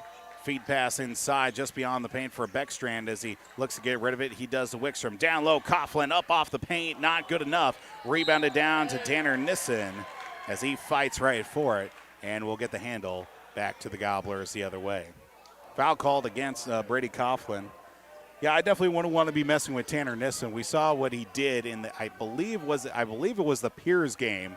Right at midcourt, met a guy right in the hole, lowered the shoulder, and, well, that kid felt it a little bit from the diminutive running back, but a lot of power between the shoulders for Tanner Nissen. 17 minutes to go here. Eli Christie with some space. 3 on the way off the side of the rim. Rebound fought for through the paint, picked up by Wickstrom. Wickstrom will give the ball across half court now to the right side. It's going to be to Coughlin, Beckstrand, to Hayden Charbonneau. Left corner for Lane Wickstrom once again. Up 29-24, looking for our first points of the second half. Beckstrand up against Tanner Nissen, down along the baseline, and a foul called. This one's going to go against Tanner Nissen. That's going to be his third. Not happy about the call. Nonetheless, another foul, says Tanner Nissen. Tanner Nissen's going to check in for, Brecken Williams will check in for Tanner Nissen. Third foul for Tanner. First foul of the half for the Gobblers as the official along the baseline waits for the student pep band to get off the court. Carlos Beckstrand gets the inbound to Lane Wickstrom, top of the right side. Up top now for Bryce Ferguson. Up top now on the swing pass from Wickstrom, who has the handle of the basketball out on the right wing. Back up top now, left side, looking to pick up the dribble and draw. Ball loose on the floor from Beckstrand, still keeps it as we get a jump ball tie-up. Possession arrow says to the Bombers. 29-24. First points at a premium here to start the second half. Almost 2 minutes in, nobody has scored as of yet. Left corner, Charbonneau draws a double team on the left wing. Back up top, Beckstrand's going to fire a three-pointer. Bank hit it and good. Aitkin, you shall receive, Vold. Now it's up to a 32-24 lead, an 8-point advantage for the Bombers. Brecken Williams at the free throw line. Left side, down low, baseline, jumper on the way, no good. Poked rebound out in the hands of Wickstrom. Wickstrom gets the board across half court now for the Bombers. Gobblers rallied from 10 points down against Pillager. Well, now they're down 10 as it's laid up and in.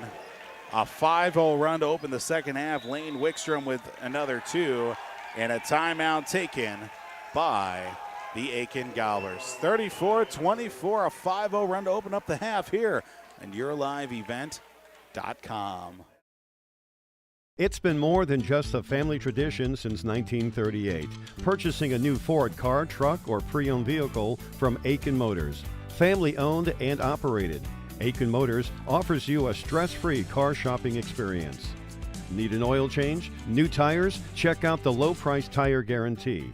Aitkin Motors has a full service department with factory-trained Ford technicians. For hours, appointments, and vehicle inventory, visit AitkinMotorsCO.com. Welcome back to YourLiveEvent.com as the Aitkin Gobblers trailing 34-24. A 5-0 run to open the second half here on YourLiveEvent.com as the Aitkin Gobblers trailing against the likes of the Barnum Bombers as well. Looks like one of the Bombers needs a little bit of attention from the medical training staff here. A three-pointer from Carlos Beckstrand and a layup underneath from Lane Wickstrom. Gobblers find themselves down early here to open up the second half. Down by 5 to close off the first half. Now down by 5 even more to open up the second half. 10-point differential. Had to do that with 15-16 to go in this contest. Eli Christie, left side to Brecken Williams, who will see a majority of action at the point guard position with Tanner Nissen at a turnover taken away by the Bombers. Tanner Nissen with 3 fouls as Hayden Charbonneau looks to drive. Right-handed shot, lays it up and in. A 7-0 run to open up the half. 36-24, Gobblers trail by 12. 18 points for Hayden Charbonneau as well on the other end of the floor. Braden Smith at the top of the circle. Works it left side to Nathan Price, looking for movement, gets it on the left wing now for Brecken Williams. Brecken hands it off. Right side now from Palm to Christie out on the right wing. Had some space, but looks to move now to Braden Smith. Smith to Brecken Williams. Brecken looks to drive from that left wing. Looks for a skip pass out of the corner and now gets it to Braden Smith at the top of the key. Defense for the Bombers, not relenting against Aitkin. Cut pass down low, Alex Palm pressured in, back out. Jumper just inside the arc from Nathan Price, seemed a little bit rushed, rebounded down to Brady Coughlin. Turnover by the Gobblers. Come back the other way. 3 on the way from Wickstrom, off the back of the rim, no good. Rebounded down to Nathan Price. Gobblers dodge a bullet on that end of the floor. Down by 12, 13:45 to go. 13:55 to play in this contest, I should say. Gobblers down 36-24. 7-0 run to open up the half. Gobblers trail. Christie stops at the elbow, turns it over. Looking for Nathan Price underneath the basket. 5 turnovers already for Aitkin to open up the half. Charbonneau from straight on off the front of the rim. Wickstrom with a board. To Beckstrand. Cut pass in the lane. Throws it at a teammate's ankles. Stolen away by the Gobblers. Eli Christie stops, hesitates, lays it up. Finally, Gobblers get a point. Back the other way come the Bombers. Foul called on a charge against our last touch by the Bombers, I should say. 7-0 run, 26-36 now the score. Gobblers trail.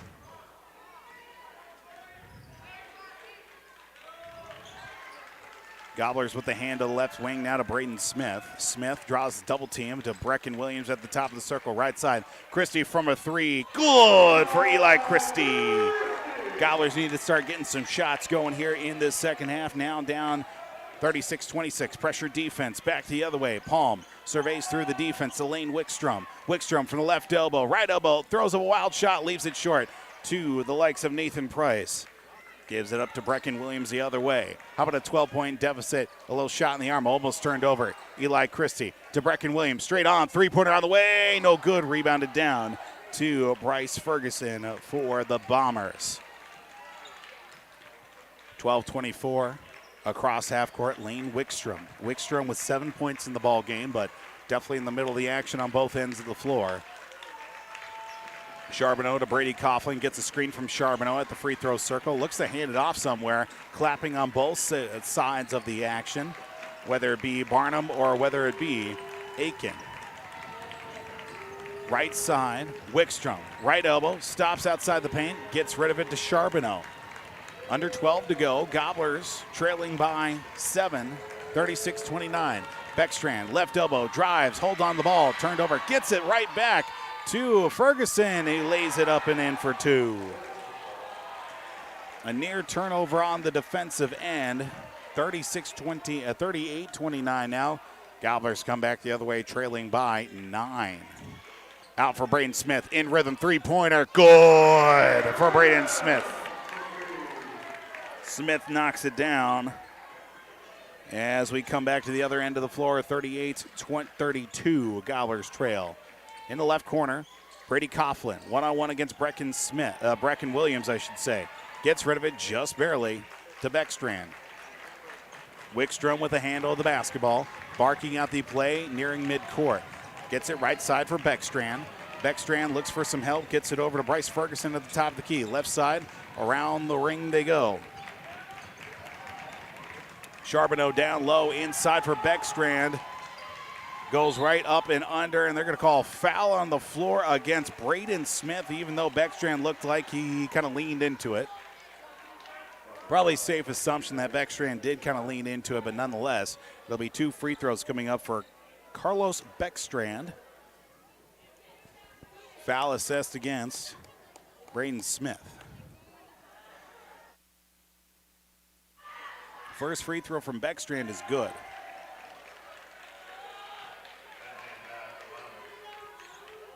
Ryan Manahan is back in. Hayden Charbonneau's off the floor for the Barnum Bombers. Front end of 2 from Beckstrand is good. Second is good. 40-32 the score. Gobblers trail by 8. Trail by as much as 12 here to open the half. 10:42 to go. Top of the circle, left side for Eli Christie. Christie now back to Williams.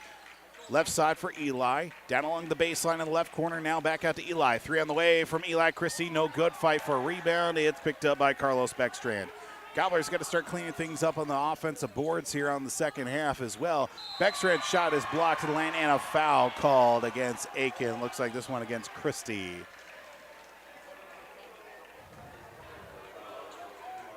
Eli Christie, his second to go along with 17 points. Beckstrand back of the line here for the 2 guaranteed free throws. First one, no good. Up until that miss, he was 4 of 6 at the line. Now makes it 4 of 7. Andrew Martinson checks in for Nathan Price. Martinson had a nice little series after an early foul. Second free throw, no good. Rebounded down to Eli Christie, who's at 5 rebounds tonight. 10:16 to go. Gobblers trail 40-32. Right side pass to Eli Christie. Out of the wing. Back up top to the point guard in Brecken Williams. Braden Smith draws a double team. Back now to Williams. Left side. Braden Smith from downtown and a 3. No good. Rebounded down to Christie. Up under the paint. Right-handed fadeaway jumper. Good. Eli Christie for 2 and gets the rebound to come through. Gobblers down by 6 at 40-34. On the offensive end, Lane Wickstrom to Carlos Beckstrand, who's had a nice start here to the second half. Stolen away. Loose out of the floor. Eli Christie takes it away for the Gobblers. Turnover by the Barnum Bombers. Read the pass right through. Steals it away for the Gobblers. Does Eli Christie. 34-40. 3 on the way from Brecken as it went halfway down. Kicked back out. Rebound fought for, and it'll be a foul called against. This one's against Eli, though. That's going to be foul number 3 for Eli Christie, which does not bode well for him. 9 minutes ago, 19 points. No rebound credited to Lane Wickstrom. Eli stays out on the floor for the Gobblers. Loose ball, Charbonneau kicks it in the hands of Brecken Williams. Brecken the other way for the Gobblers. Slows things up as he comes across the timeline to Braden Smith. Straight on, downtown. Oh, off the front of the rim, kicks off, and it's last touched by the Bombers. Maybe just an extra half step closer, and Braden knocks that down. Just seemed he kind of rushed that one as he was at least 6 feet in front of the top of the arc for the Gobblers. Gobblers trail 40-34. Brecken Williams, top of the key, left side. Eli Christie looks to drive, stops in the side of the paint, blocked halfway up, but still gets the point to fall. And it's down by 4 now at 40-36. Gobblers trail. Coming back the other way, Manahan is blocked in the lane. Foul called against Andrew Martinson. That's going to be foul number 3 for Martinson tonight. Makes it the third player with 3 fouls for the Gobblers. Manahan will head to the line for 2 guaranteed free throws. As he is at the line for the first time tonight, misses the front end of 2. Makes it 3 in a row now missed by the Bombers. Brady Coughlin out. Bryce Ferguson back in. Martinson stays out on the floor as the second free throw is good. Now makes it a 41-36 deficit for Aitkin. Brecken Williams at midcourt with the handle of the basketball as he crosses the timeline. Gets a pass over to Andrew Martinson, to Eli Christie inside Alex Palm. Over the head, he takes a foul, does Alex Palm. Takes a forearm shiver elbow combination in the back of the skull. But a foul called against Bryce Ferguson. Gobblers get the basketball, but luckily enough, Alex Palm with a thick head in the best way possible. Right corner, three-pointer from Braden Smith is good. Gobblers trail by 2 now at 41-39. Across right side. Now to the top of the key for Ryan Manahan for the Barnum Bombers. Gobblers trail by 2. It's Hayden Charbonneau back to Ferguson. Cross-court heave over the head. Eli Christie's got the basketball in transition. One-on-one, lays it up in basket. Will not go, but he gets 2 free throws. The place would have imploded if Eli Christie gets that bucket to go.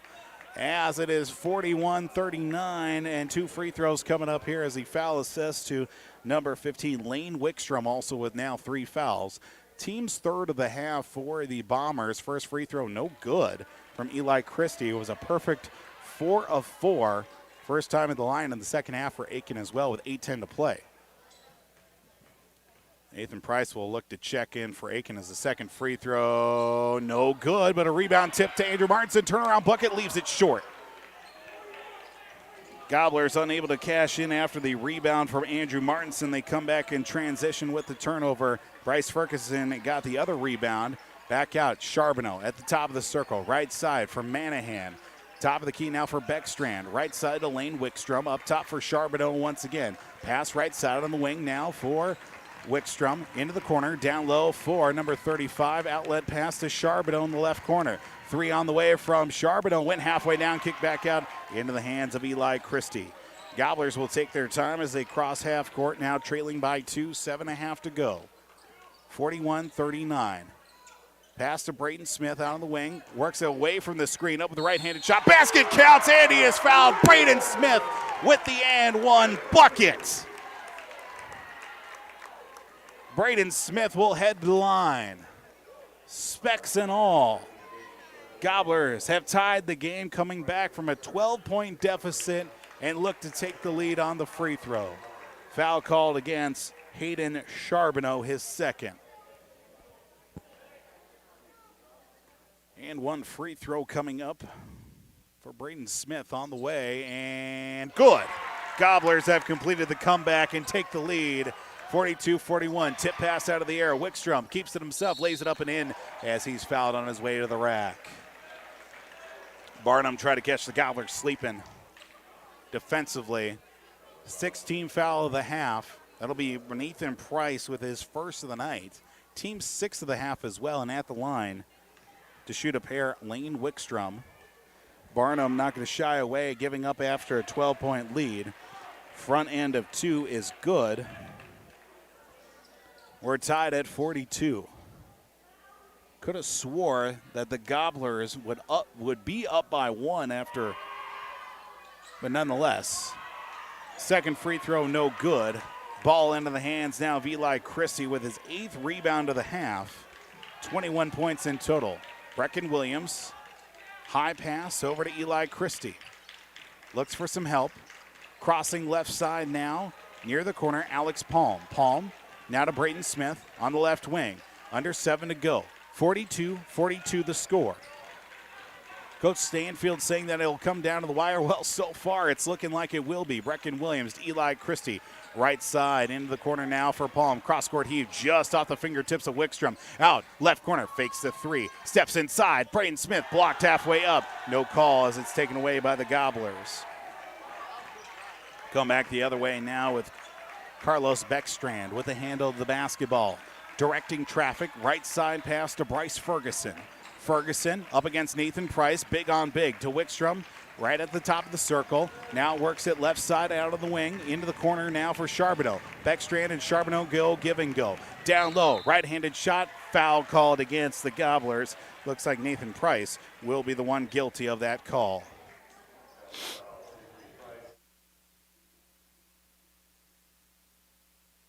At the line shooting a pair will be Bryce Ferguson. First trip to the line for him tonight. Front end of the free throws no good. Score remains tied at 42-42. 6:11 to play in the second half. Second free throw is no good. We got a foul called on the floor underneath the basket. Judging by the reaction of Alex Palm, this one will go against it will go against Brady Coughlin, his second, team's 5th of the half as well. Gobblers with 7 fouls in this contest. 42-42, 6 minutes to play.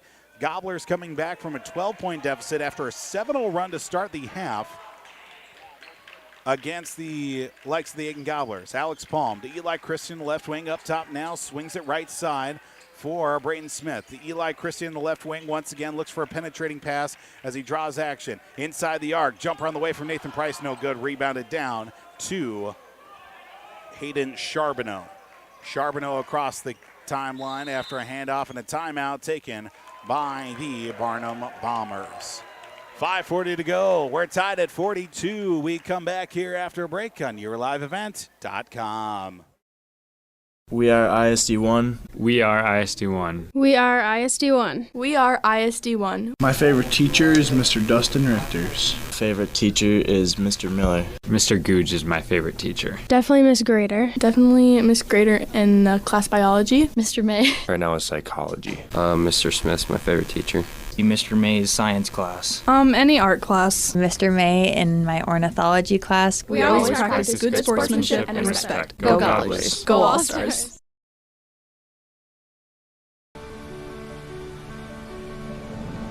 My roots run deep. I dream of a world where planting a seed can bring forth the food and knowledge our world needs right now.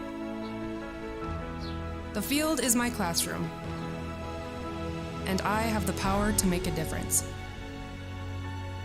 I am going to feed the world someday.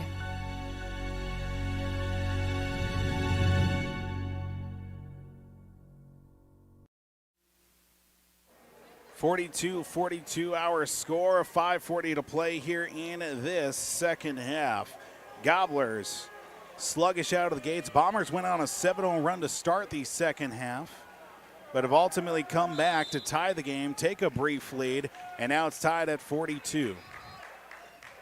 42-42, 5:37 to go. Inbound.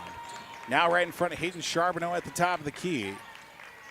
Back out, turnaround jumper off the side of the rim from Bryce Ferguson into the hands of Eli Christie with 9 rebounds on the night. Very close to a double-double, if not a triple-double in action tonight. Christie to Brecken Williams at the top of the circle, gets a screen from Price. Now to Brayton Smith in the left corner now, back up top. Looking towards the top of the circle now for Price as it's stolen away by Beckstrand. Lane Wickstrom outside the lane, looking for Brady Coughlin. Up top now for Charbonneau. Left side, Gobblers turned it over on the previous possession. Down low, Wickstrom lays it up and in for two. Timeout by the Barnum Bombers came back to their benefit, up by 2 at 49-42 with 4:45 to play. Left side, looks like on the way for Braden Smith. Right corner, Christie drives along the baseline. Awkward shot, up and in, good for two more for the Magic Man. Tied at 44. Inbound, Gobbler defense backs up, allows the Bombers to come across half court with under 4.5 to go. Left side pass now for Brady Coughlin. Coughlin on the left wing, up top for Charbonneau. Going to fire a three, no good. Rebounded down to Brecken Williams. Williams will take the board himself as he'll take it across the timeline, working as much clock on that 10 seconds before he has to come to the front court. He will. Eli Christie draws a double team, backing out now to Alex Palm at the free throw line. Out to Brecken Williams, right side. Braden Smith fakes the three. He'll give it back to Brecken, top of the circle now, inside to Price. Out to Eli Christie, down along the baseline, inside the paint, right-handed turnaround jumper. Good for Alex Palm. Hey, Alex Palm, not bad for your first points of the contest. It's a 46-44 lead for the Gobblers. 3:44 to go. To the right side again. Beckstrand out on the left wing now as he picks up the dribble. Defended by Brecken Williams. Now to the right side again at the top of the key for Coughlin. Skip pass into the right corner. Back up top now. Beckstrand drives out on the right wing, skip pass underneath. Wickstrom throws up a runner, no good. Rebounded down to Eli Christie. Now into 10 rebounds to go along with his 23 points here tonight. Brecken Williams across the timeline, taking a timeout. 46-44, Aitkin with the advantage. 3:10 to play. Gobblers lead 46-44 on YourLiveEvent.com. From all of us at Enbridge, thank you. Thank you. Miigwech, and thank you for working on Line 3 replacement. Thank you to everyone who supported this project. Construction is complete on a new and safer pipeline that will deliver the North American energy that we all rely on every day. And it's done thanks to the support and hard work of thousands of people. I'm grateful for every single voice of support and every hour of labor put into this project. Thank you. Welcome back here on YourLiveEvent.com. Aitkin Gobblers leading 46-41. Quick out-of-town scoreboard update. A final over on Real Country 94.3. 69-47. Cromwell Wright takes down the McGregor Mercs boys high school basketball tonight on Real Country 94.3. Aitkin Gobbler wrestling in action against Foley tonight. That down in Foley. They won the first match against Bertha Hewitt, Vernsdale Parker's Prairie. That one, an early score as well. Just trying to pull that up here on my phone. That was a final at 42-33. The Gobblers got the win in that first duel. 46-44, Gobblers with the advantage. Rallying here in the second half from a 12-point deficit. As points have been at a premium here to start the second half. Into the right corner, left corner now as it's almost taken away by Beckstrand. Eli Christie at the top of the circle, backing off the defender. Down low to Nathan Price, out for Braden Smith. Three on the way from Braden. It is no good. Tipped rebound into the hands of to Brecken Williams. His shot no good as it's brought into the hands of Wickstrom. Wickstrom gets the board for the Barnum Bombers to Hayden Charbonneau. Left corner for Wickstrom once again. Driving up and under, scoop shot, no good. Foul called against Eli Christie. That'll be foul number 4 with 2:37 to play in the ball game. Coach Stanfield looking at the roster. He's got Tanner Nissen with 3 fouls, Andrew Martinson with 3, but he wants Eli Christie out on the floor as Wickstrom fires up the first free throw short of the mark. Second free throw going to be coming up here, 2:37 to go. 8 fouls for Aitkin, 5 for Barnum in the second half. Second free throw coming up is good. Splits the pair once again. Gobblers up 1, 46-45. Inbound goes to Brecken Williams. He'll take his time coming across half court. Work as much clock as he can on the possession with 2.5 to go. Gobblers lead 46-45. Brecken Williams fires a three off the side of the rim, no good. Rebound down to Nathan Price, out to Eli Christie for another three-pointer. Banks it up. Brecken Williams, put back, counts, and he is fouled on his way to the basket. Brecken Williams, big bucket. Brecken again. 48-45, great effort from Brecken and also Nathan Price to get the initial offensive rebound for the Gobblers. And one free throw coming up here for the Gobblers is good. 49-45. Aitkin with the lead with 2:19 to go. Cross half court, now come the Bombers. Straight on for Hayden Charbonneau. Left side for Bryce Ferguson. At the top of the circle, Charbonneau right side for Wickstrom. Give and go, they try to go quick here, do the Bombers. Up with a right-handed shot, basket counts, and he's fouled Carlos Beckstrand. And that will be another foul against the Aitkin Gobblers. I believe this one's going to go against Braden Smith. That'll be the 19th foul. That's going to be against Brecken, his third. And one free throw coming up here for Beckstrand is no good. Charbonneau tipped it out, last touch by the Bombers. Back to Aitkin.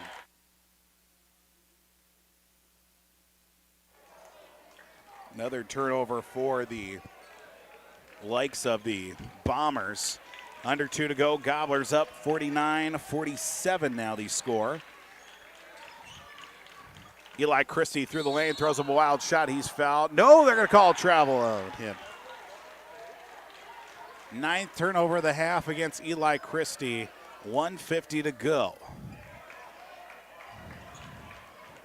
Largest lead of the night for Aitkin has been those 4 points. It's 49-47 now with 1:40 to play. Left wing pass out in the corner now for Charbonneau. Cross-court heave between the hands of Coughlin, and it's going to be Gobbler basketball on the over and back. I mean, swatting it out of bounds was Coughlin anyway, but it was going to be Gobbler basketball regardless. Now it's just style points here. With 1:33 to go, they're going to back out the inbound right at midcourt for Braden Smith, as he'll give it right up to the likes of Brecken Williams. Back to Braden Smith at the top of the circle. Right side pass for Alex Palm to Brecken Williams out of the right corner, out on the right wing. Try to dribble out of their way out of pressure. Alex Palm, and a timeout taken by Coach Stanfield and the Aitkin Gobblers. 49-47 our score, 1:15 to play. Gobblers trail here in YourLiveEvent.com. We'll just keep it right here. We do have an out-of-town scoreboard update. Looks like a halftime score. Boy, a late start in Pillager tonight with the, looks like the Pillager Husky boys basketball team. 42-31 at halftime. Boy, a late start there. JV game must have been a real nail-biter, I guess. That, or probably let it go to a couple overtime periods. Gobblers lead 49-47 here in YourLiveEvent.com. Gobblers trailed 29-24 at the half. Bombers came out punching with a 7-0 run to start the half, led by 12 points. Gobblers slowly trickled their way back. Braden Smith, a few big baskets here in the second half to go along with 9 points in total. 11 points in total, 9 coming in the second half. Of course, Eli Christie, 11 of his 23 points coming here in the second half, now at least a double-double in the ball game. Braden Smith will inbound the basketball to Brecken Williams. 1:13 to go. Gobblers up by 2. To Eli Christie, draws the double team at midcourt to Alex Palm. Palm will cross-court heave to Nathan Price. Back to Eli Christie. Gobblers going to play keep away here and maybe play the foul game as well. It's almost taken away, and a foul called against the likes of Carlos Beckstrand as he tried to take the ball away from Eli Christie, who heads his way to the line 1-1. Eli Christie will head the line here for the second time here in this second half.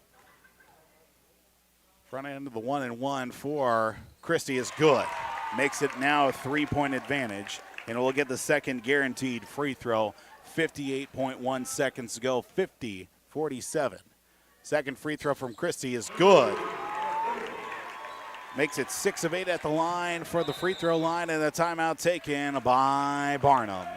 Gobblers up 4, 51-47 against Barnum here tonight, right here on YourLiveEvent.com, as we'll wait to the extent. Just a quick 30-second timeout as well Gobblers here in this contest, especially keeping things in relative check, keep the turnovers down.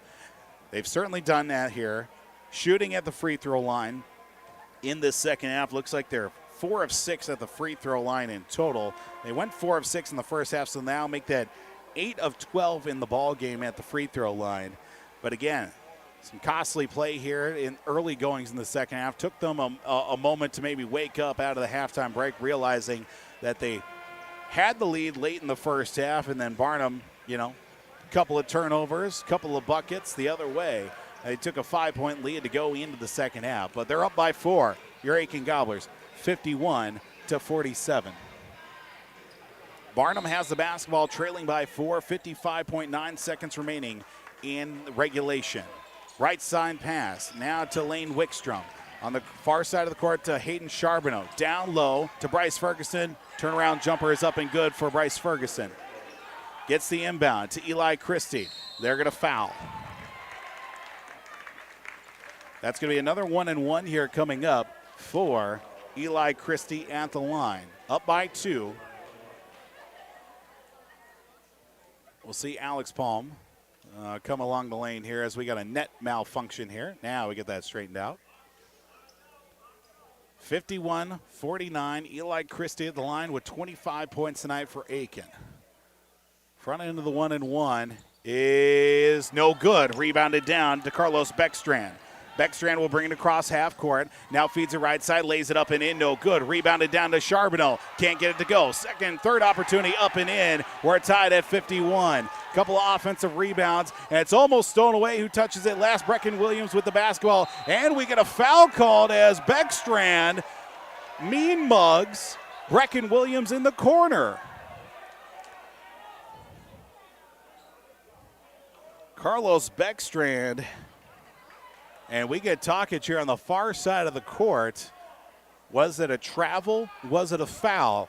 51-51 is the score with 21 seconds to go. Tokic from our officials here. Raiden Smith had the basketball down on his knees. Are they going to call a travel, or are they going to call a foul against Carlos Beckstrand? Initial conversation. They're going to go jump ball. Gobblers will get the basketball, but possession arrow will go to the Bombers as a timeout taken by Aitkin. 21.3 seconds to go. Full timeout called. We'll step aside for a quick break here as well on YourLiveEvent.com. I'm dreaming of a world where thinkers and doers collide, where technology creates pathways for new opportunities and ideas. I want to ask questions and shape the answers that lead to real and meaningful advancements in this digital era. I'm going to innovate the world someday.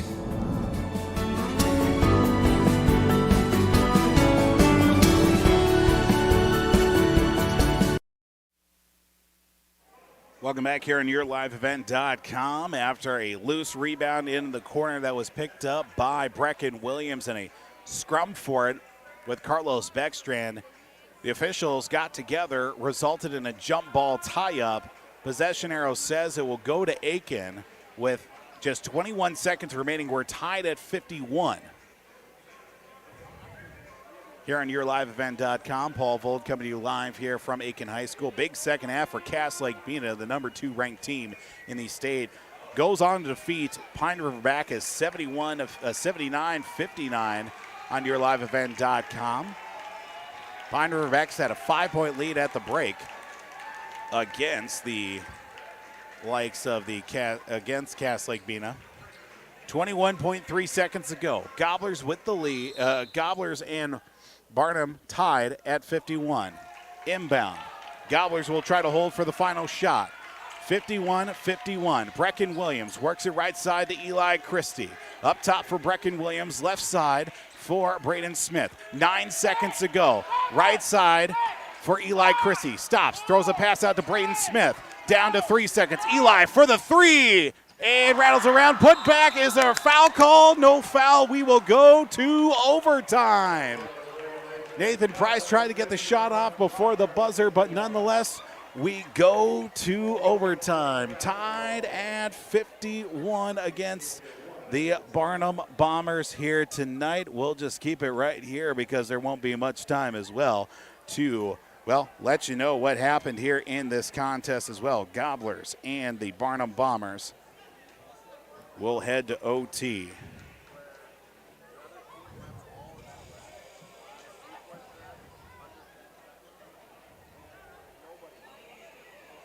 Gobblers with the second half resurgence to come back from a 12-point deficit. Now we will head to overtime here this evening. Gobblers and the Barnum Bombers here this evening will go to the extra frame. 4 minutes on the clock as well, tied at 51. Gobblers couldn't really get a set play to go off in that last couple of minutes. Fouls will carry over into the overtime period. We'll get a jump as well, as the Gobblers and the Barnum Bombers squared away at 51. We head to OT.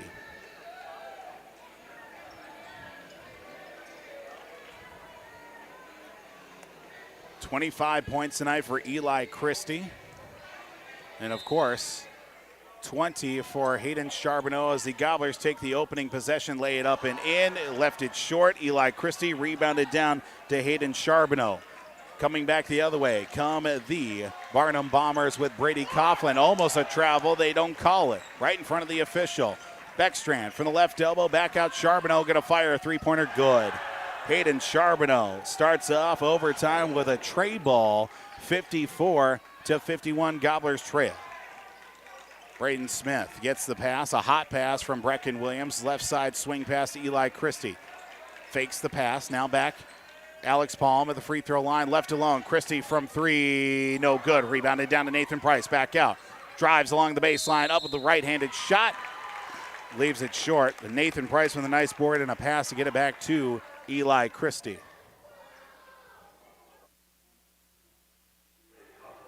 Brady Coughlin will be assessed his third. Team's at 9th.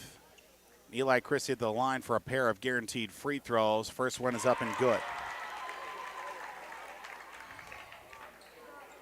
Makes the first of two guaranteed, makes it now 54-52. Second free throw is good. 54-53, Gobblers trail. Across half court now, right side.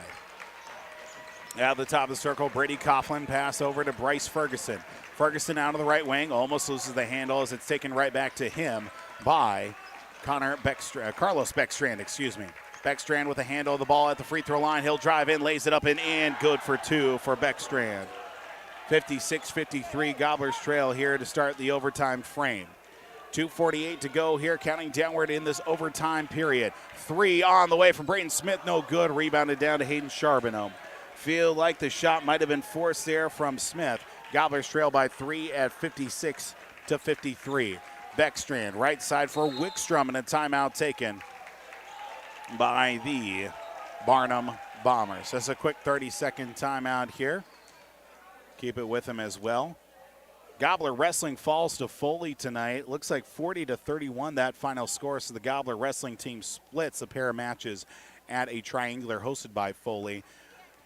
2:31 to go here in overtime. 56-53 the score, as it was 51-51 at the end of regulation.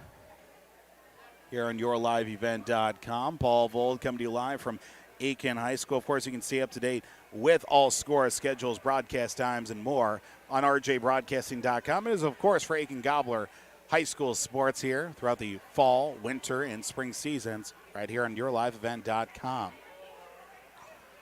27 points tonight for Eli Christie, now 23 for Hayden Charbonneau. He knocked down the three to open up the overtime frame.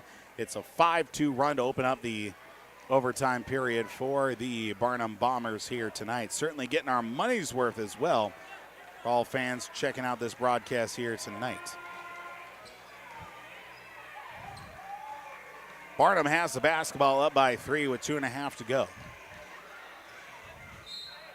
Gobblers had a chance at the buzzer to take the win in regulation, could not get a good clean shot off. Beckstrand over to Wickstrom, Lane Wickstrom that is, almost thrown away into the hands of Bryce Ferguson. Back to Beckstrand at the top of the circle.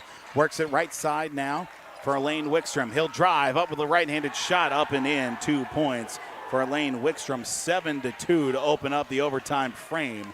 Gobblers trail 58-53. Right side to Eli Christie. Christie back into the right corner for Alex Palm. Now to Brecken Williams, looking for Braden Smith with space. Thought about the three, gets it to Brecken. Back out to Braden. Three on the way is up and good for Braden Smith. Andrew Martinson on the bench even called it as well. A big three-pointer. Gobblers need to stop on the defensive end with 1:45 to go.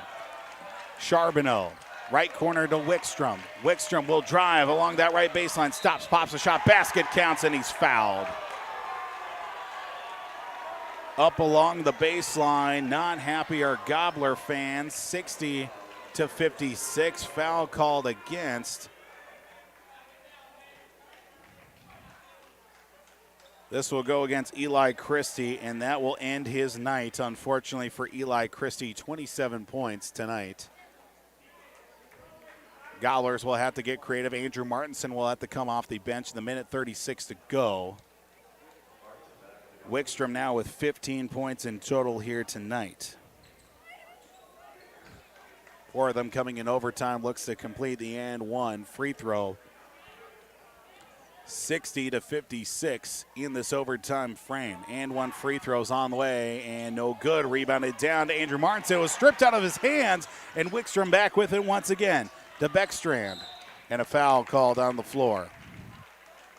Missing the free throw. It was clearly in the hands of Andrew Martinson. Collision at the free throw line, gives it right back as a foul called. This won't go against Braden Smith. Foul called against him. Beckstrand's free throw no good. Second free throw going to be coming up here. Gobblers down 4, 56-60, as we'll see Ryan Manahan check in as Hayden Charbonneau will check out. 90 seconds to go. 60-56. And one, the second free throw is good. Splits the difference. Gobblers down 61-56. Gobblers have a 5-point deficit in the last 90 seconds. Across half court. Brecken Williams, left corner. Back out to Braden Smith at the free throw line. Gets the pass over to Andrew Martinson. Underhand pass now to Braden Smith. Throws it off his foot. Brecken Williams collects the loose change. Brecken at the line. Out to Nathan Price, and a timeout called by Aitkin to preserve the possession. 1:10 to go here in this overtime period. 61-56 the score. Looks like a full timeout on the floor. We'll take it with him as well right here on YourLiveEvent.com. It's overtime in Aitkin.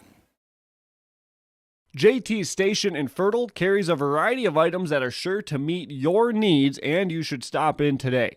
They sell hot stuff foods, frozen foods, selected groceries, household products, and much more. The Hot Stuff Foods and Deli will provide you with a fresh, quick, and easy breakfast, lunch, or dinner, and they also offer some of the best car services in town. They're open 6 a.m. until 9:30 p.m. daily. It's JT's Station in Fertile. Welcome back on YourLiveEvent.com. Gobblers use one of their final timeouts, trailing 61-56 in this overtime period. Gobblers being outscored at 10-5 in overtime right now. It was tied 51-51 going into the end of regulation.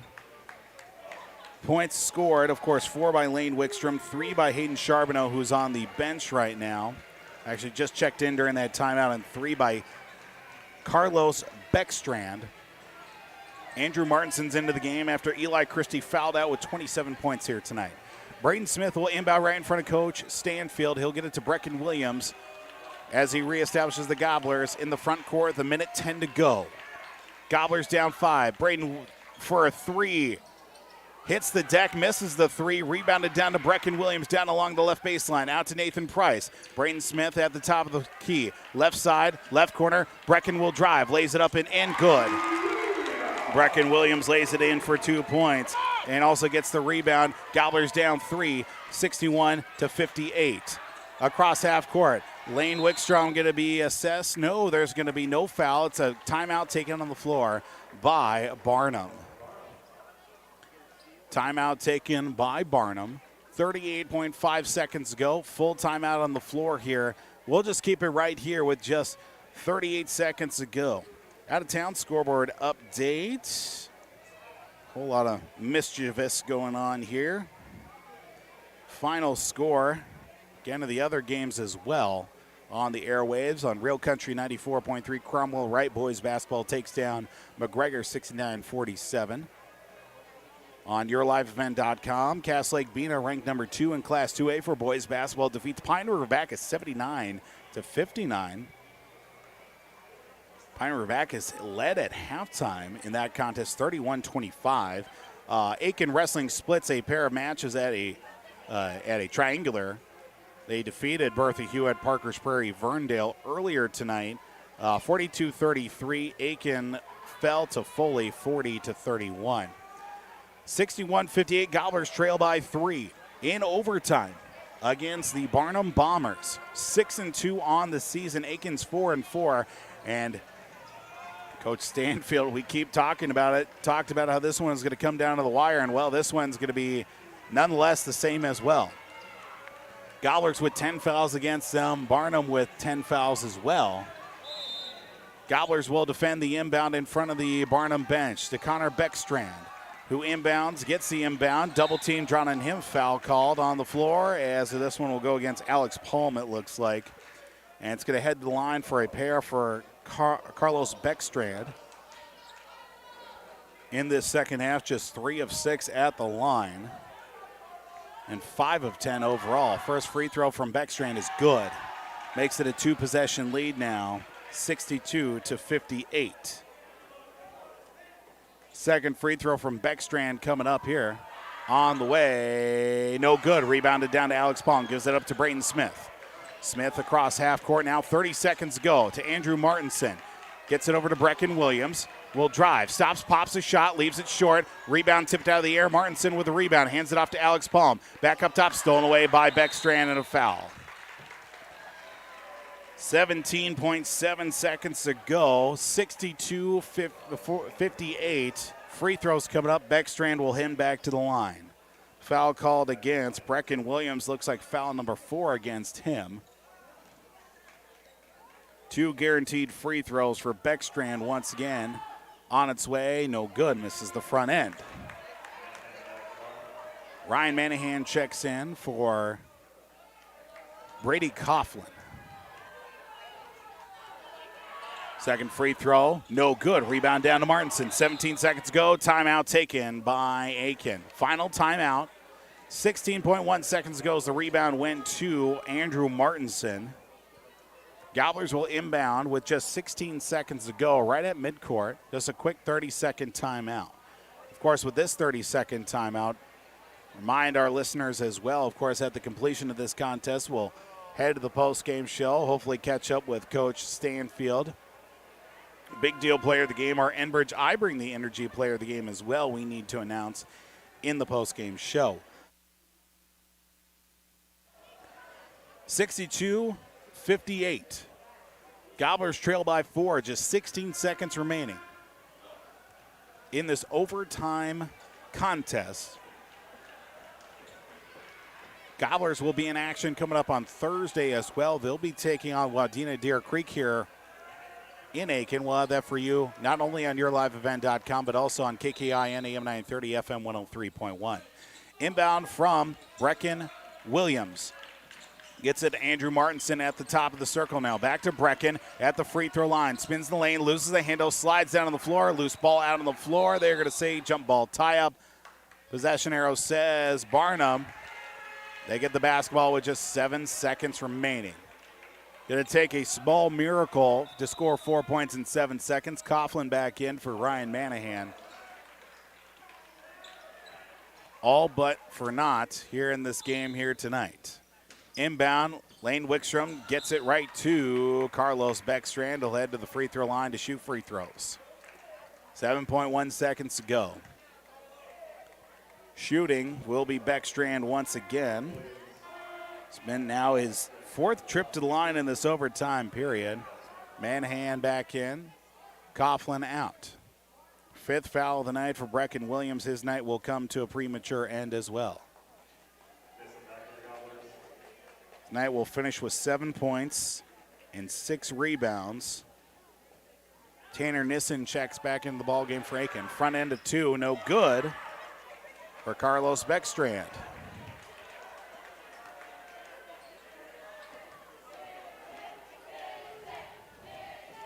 Second free throw from Carlos Beckstrand is on the way. No good. Rebound out of the air to Andrew Martinson. 5 seconds to go in transition. Will lay it up, and it's good. 1.2 to go. That will do it. Gobblers fall tonight, 62-60 in overtime. Led to the post-game show. Gobblers fall here tonight. Well, of course, big deal play of the game. Our Enbridge I Bring the Energy player of the game. Gobblers fall to the short end of a 62-60 overtime loss here on YourLiveEvent.com. We're Jim and Bernie Berkemeyer, and we're inviting you on a holiday vacations tour. Escape the Minnesota winter, March 10th through 19th, as we become immersed in Hawaiian culture and take in the breathtaking views of Oahu, Kauai, and Maui. Enjoy a balance of scheduled must-see attractions and free time to relax in paradise. Visit holidayvacations.com, keyword RJ, for more information. Riverwood Healthcare Center in Aitkin provides total joint care for shoulders, elbows, hips, knees, hands, and wrists. Our team of highly skilled orthopedic surgeons use innovative procedures to increase mobility and reduce pain. Get back to the activities you enjoy.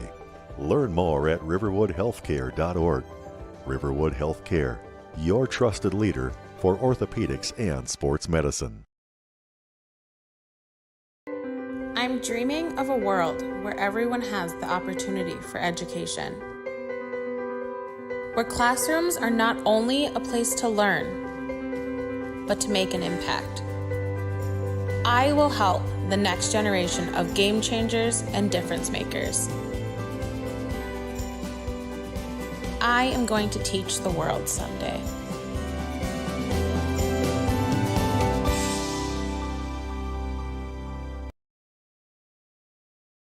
We are ISD1. We are ISD1. We are ISD1. We are ISD1. Mr. May's ornithology class. My last 6 years on the Aitkin All-Stars. Going to Rumble on the Red wrestling tournament. Just going to state tournament last year for wrestling. Making one of those last-minute shots against Crosby. Going to state my 10th grade year for wrestling. The Virginia tournament during basketball. My chemistry class last year. I would say the Virginia tournament. Going to state my freshman year for dance. Being able to participate in multiple sports teams. We always practice good sportsmanship and respect. Go Gobblers. Go All-Stars.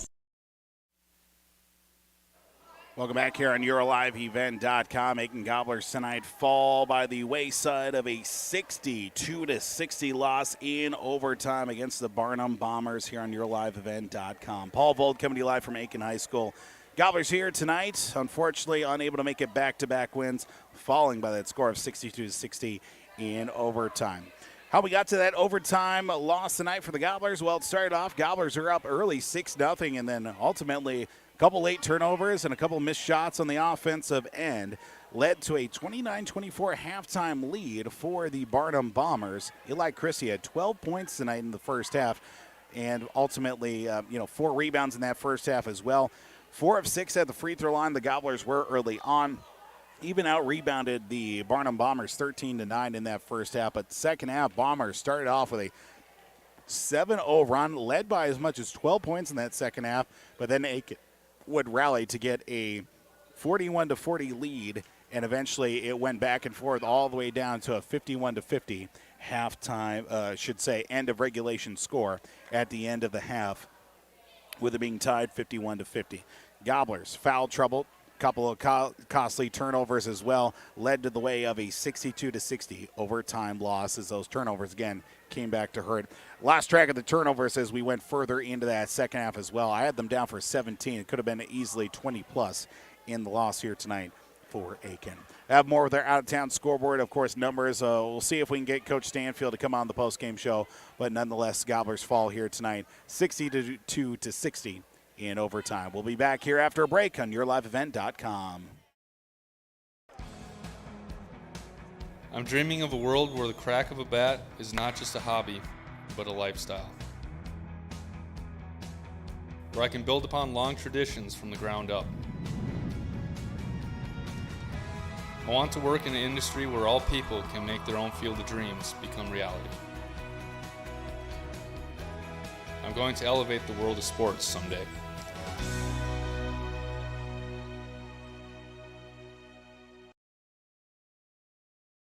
If your vehicle has an unfortunate mishap, you want the best in quality bodywork. You need to take it to Aitkin Body Shop. They can handle any collision or auto glass repair, and they have a state-of-the-art facility and technology. Open Monday through Friday, 8 a.m. to 5 p.m. Visit them at 421 North Minnesota Avenue. Towing services also available. Give them a call at 218-927-2883. Remember the name that stands for quality and trust. That's Aitkin Body Shop, providing exceptional auto body collision and paint repair since 1974. It's been more than just a family tradition since 1938. Purchasing a new Ford car, truck, or pre-owned vehicle from Aitkin Motors. Family owned and operated. Aitkin Motors offers you a stress-free car shopping experience.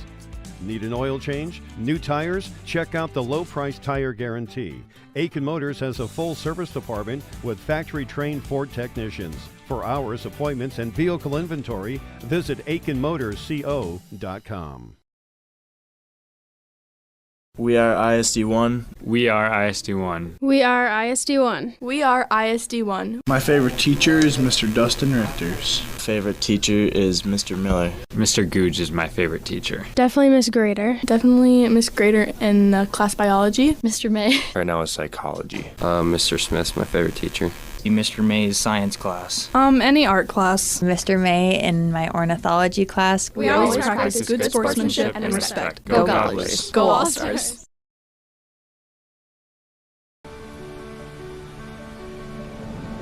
My roots run deep. I dream of a world where planting a seed can bring forth the food and knowledge our world needs right now. The field is my classroom, and I have the power to make a difference. I am going to feed the world someday.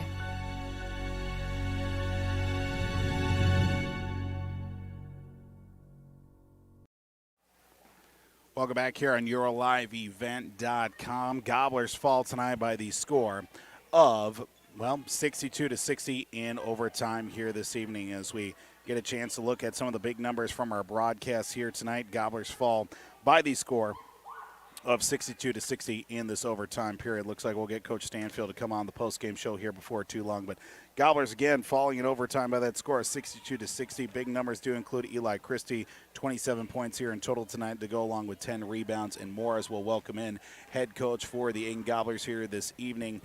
Scott Stanfield joins us here on the post-game show. Coach, got off to a good start in that first. Overall, this contest, you look at it, you got off to a good start in the first half. A couple of miscues towards the end, a couple late turnovers, but leading to a couple baskets. You find yourself down at halftime by 5. They go off to a hot start, Barnum, in that second half as well. Your team crawls back and unfortunately just wasn't quite all enough tonight in this overtime loss.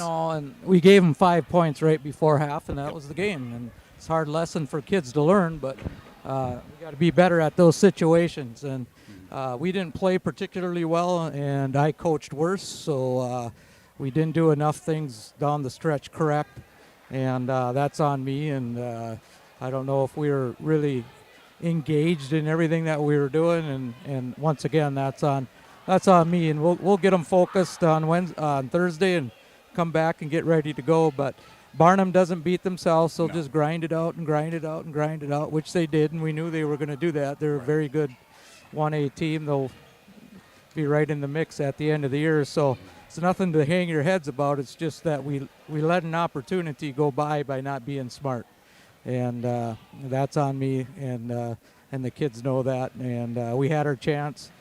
Right at if we grab a rebound, we win the game. We just couldn't secure the rebound. So, all in all, good game. Yeah, of course. Talking about Barnum being that quality opponent you talked about in the pregame show of it being one of those games where it's going to come down to the wire. Each and every possession, especially late in that second half, you have a chance to win it in regulation. Didn't seem that the player or whatever was fully set as of yet. But you're looking at this matchup, what did you in the matchup? Because I saw early on try to get Isaac Osmus on the floor a little bit. Didn't really see him much in the second half. Was that more of a matchup situation? No, it's something we had to play a lot of man, and we just didn't have a matchup for him to guard man. Gotcha. 35 was too quick, and we just didn't have we played some zone, but they cut the back of us, and to be honest with you, our back line didn't play well in it, so we had to get out of it. And we need more production out of our post players. They didn't produce many points, and that's something we need them to get at least 8 to 10 a game, and they're capable of doing it. They had some good looks that just rolled off, and that's game of basketball, though. Right. So you just you move on, and it's January 10th, and another month we'd be better at those situations, and we'll get better at them, that's for sure. But I thought all of our kids, I thought they played hard. They didn't hang their heads and just went after it. So lessons learned, Exactly. That's what's fun about sport. And sun comes up tomorrow, and you just do the best you can, and I think our kids did that. Yeah, absolutely, Coach. Especially now you've got tomorrow, maybe day of practice, look at the film. Then you got to get ready for Wadena Deer Creek coming up on Thursday with another game after that. Yeah, then Deer River after that. Yep. So it's not ideal, that's for sure. We need time. Then we play again Monday. Yes. So we have zero time to practice basketball, and that's something you kind of try to avoid, but unfortunately we just couldn't do it this year. So we'll just do what we can do and try to teach on the fly. Yep, Coach, as always, we appreciate the time. We'll talk to you coming up here bet. on Thursday. Yep, take care. Head coach for the Aitkin Gobblers, Scott Stanfield, joins us here on the postgame show. Again, Gobblers fall tonight, 62-60 in overtime. Looking here again, some of the numbers from this contest for the Barnum Bombers tonight, finishing 13 of 29 at the free throw line, getting just 22 rebounds in total, 11 turnovers. That's what I had them down, probably a few more to each side here tonight. Led the way tonight, Hayden Charbonneau. He had 23 points, including a 3 to open up the overtime period.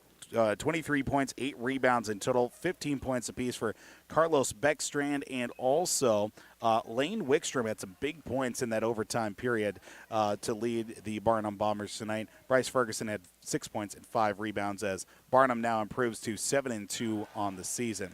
Aitkin Gobblers led by the likes of Eli Christie. Unfortunately, he fouled out in overtime with 27 points, 10 rebounds tonight for him.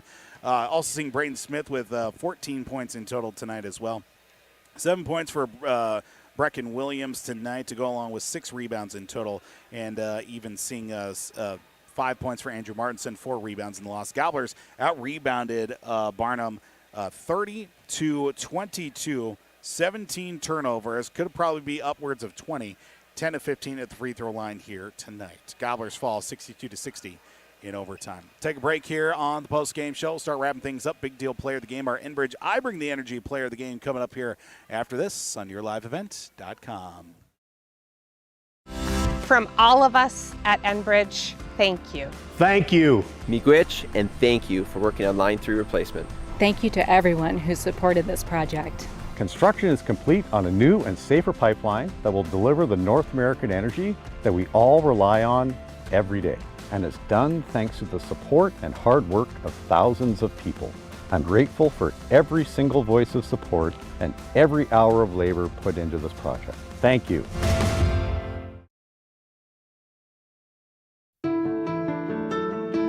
I'm dreaming of a world where thinkers and doers collide, where technology creates pathways for new opportunities and ideas. I want to ask questions and shape the answers that lead to real and meaningful advancements in this digital era. I'm going to innovate the world someday.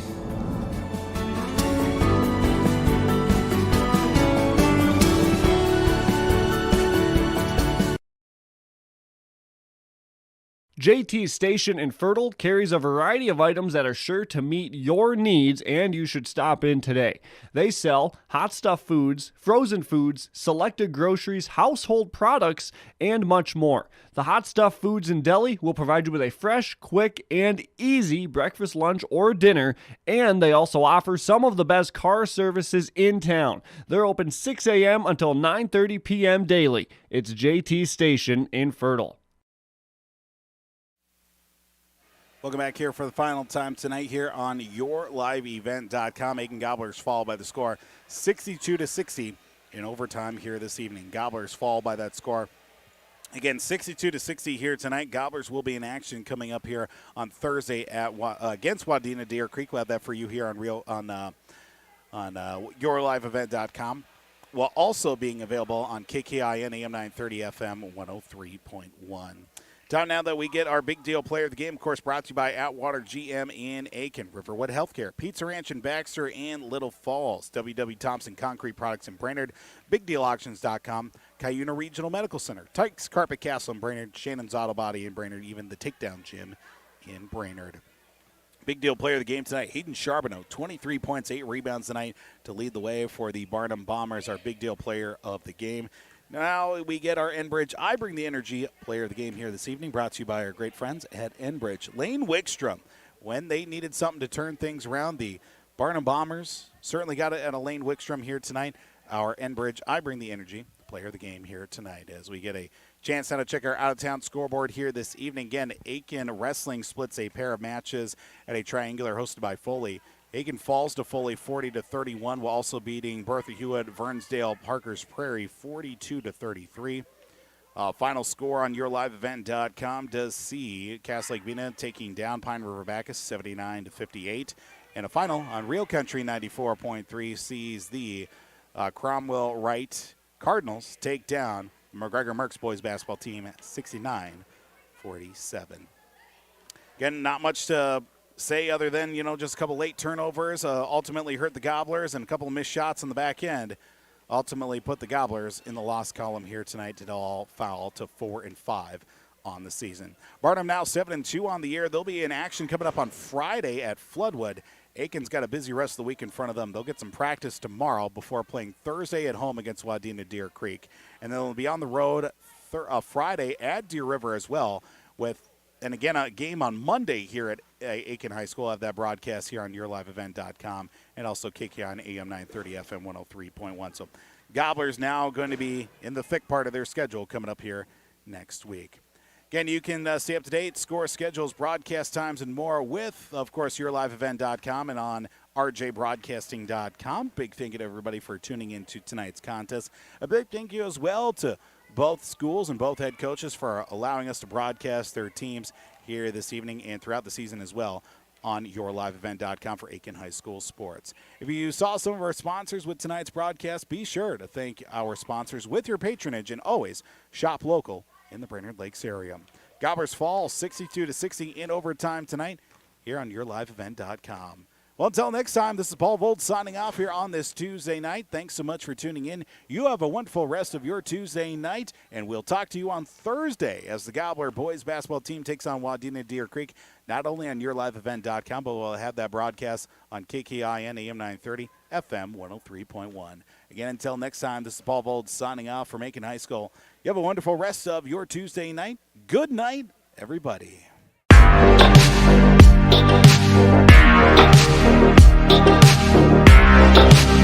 Thank you.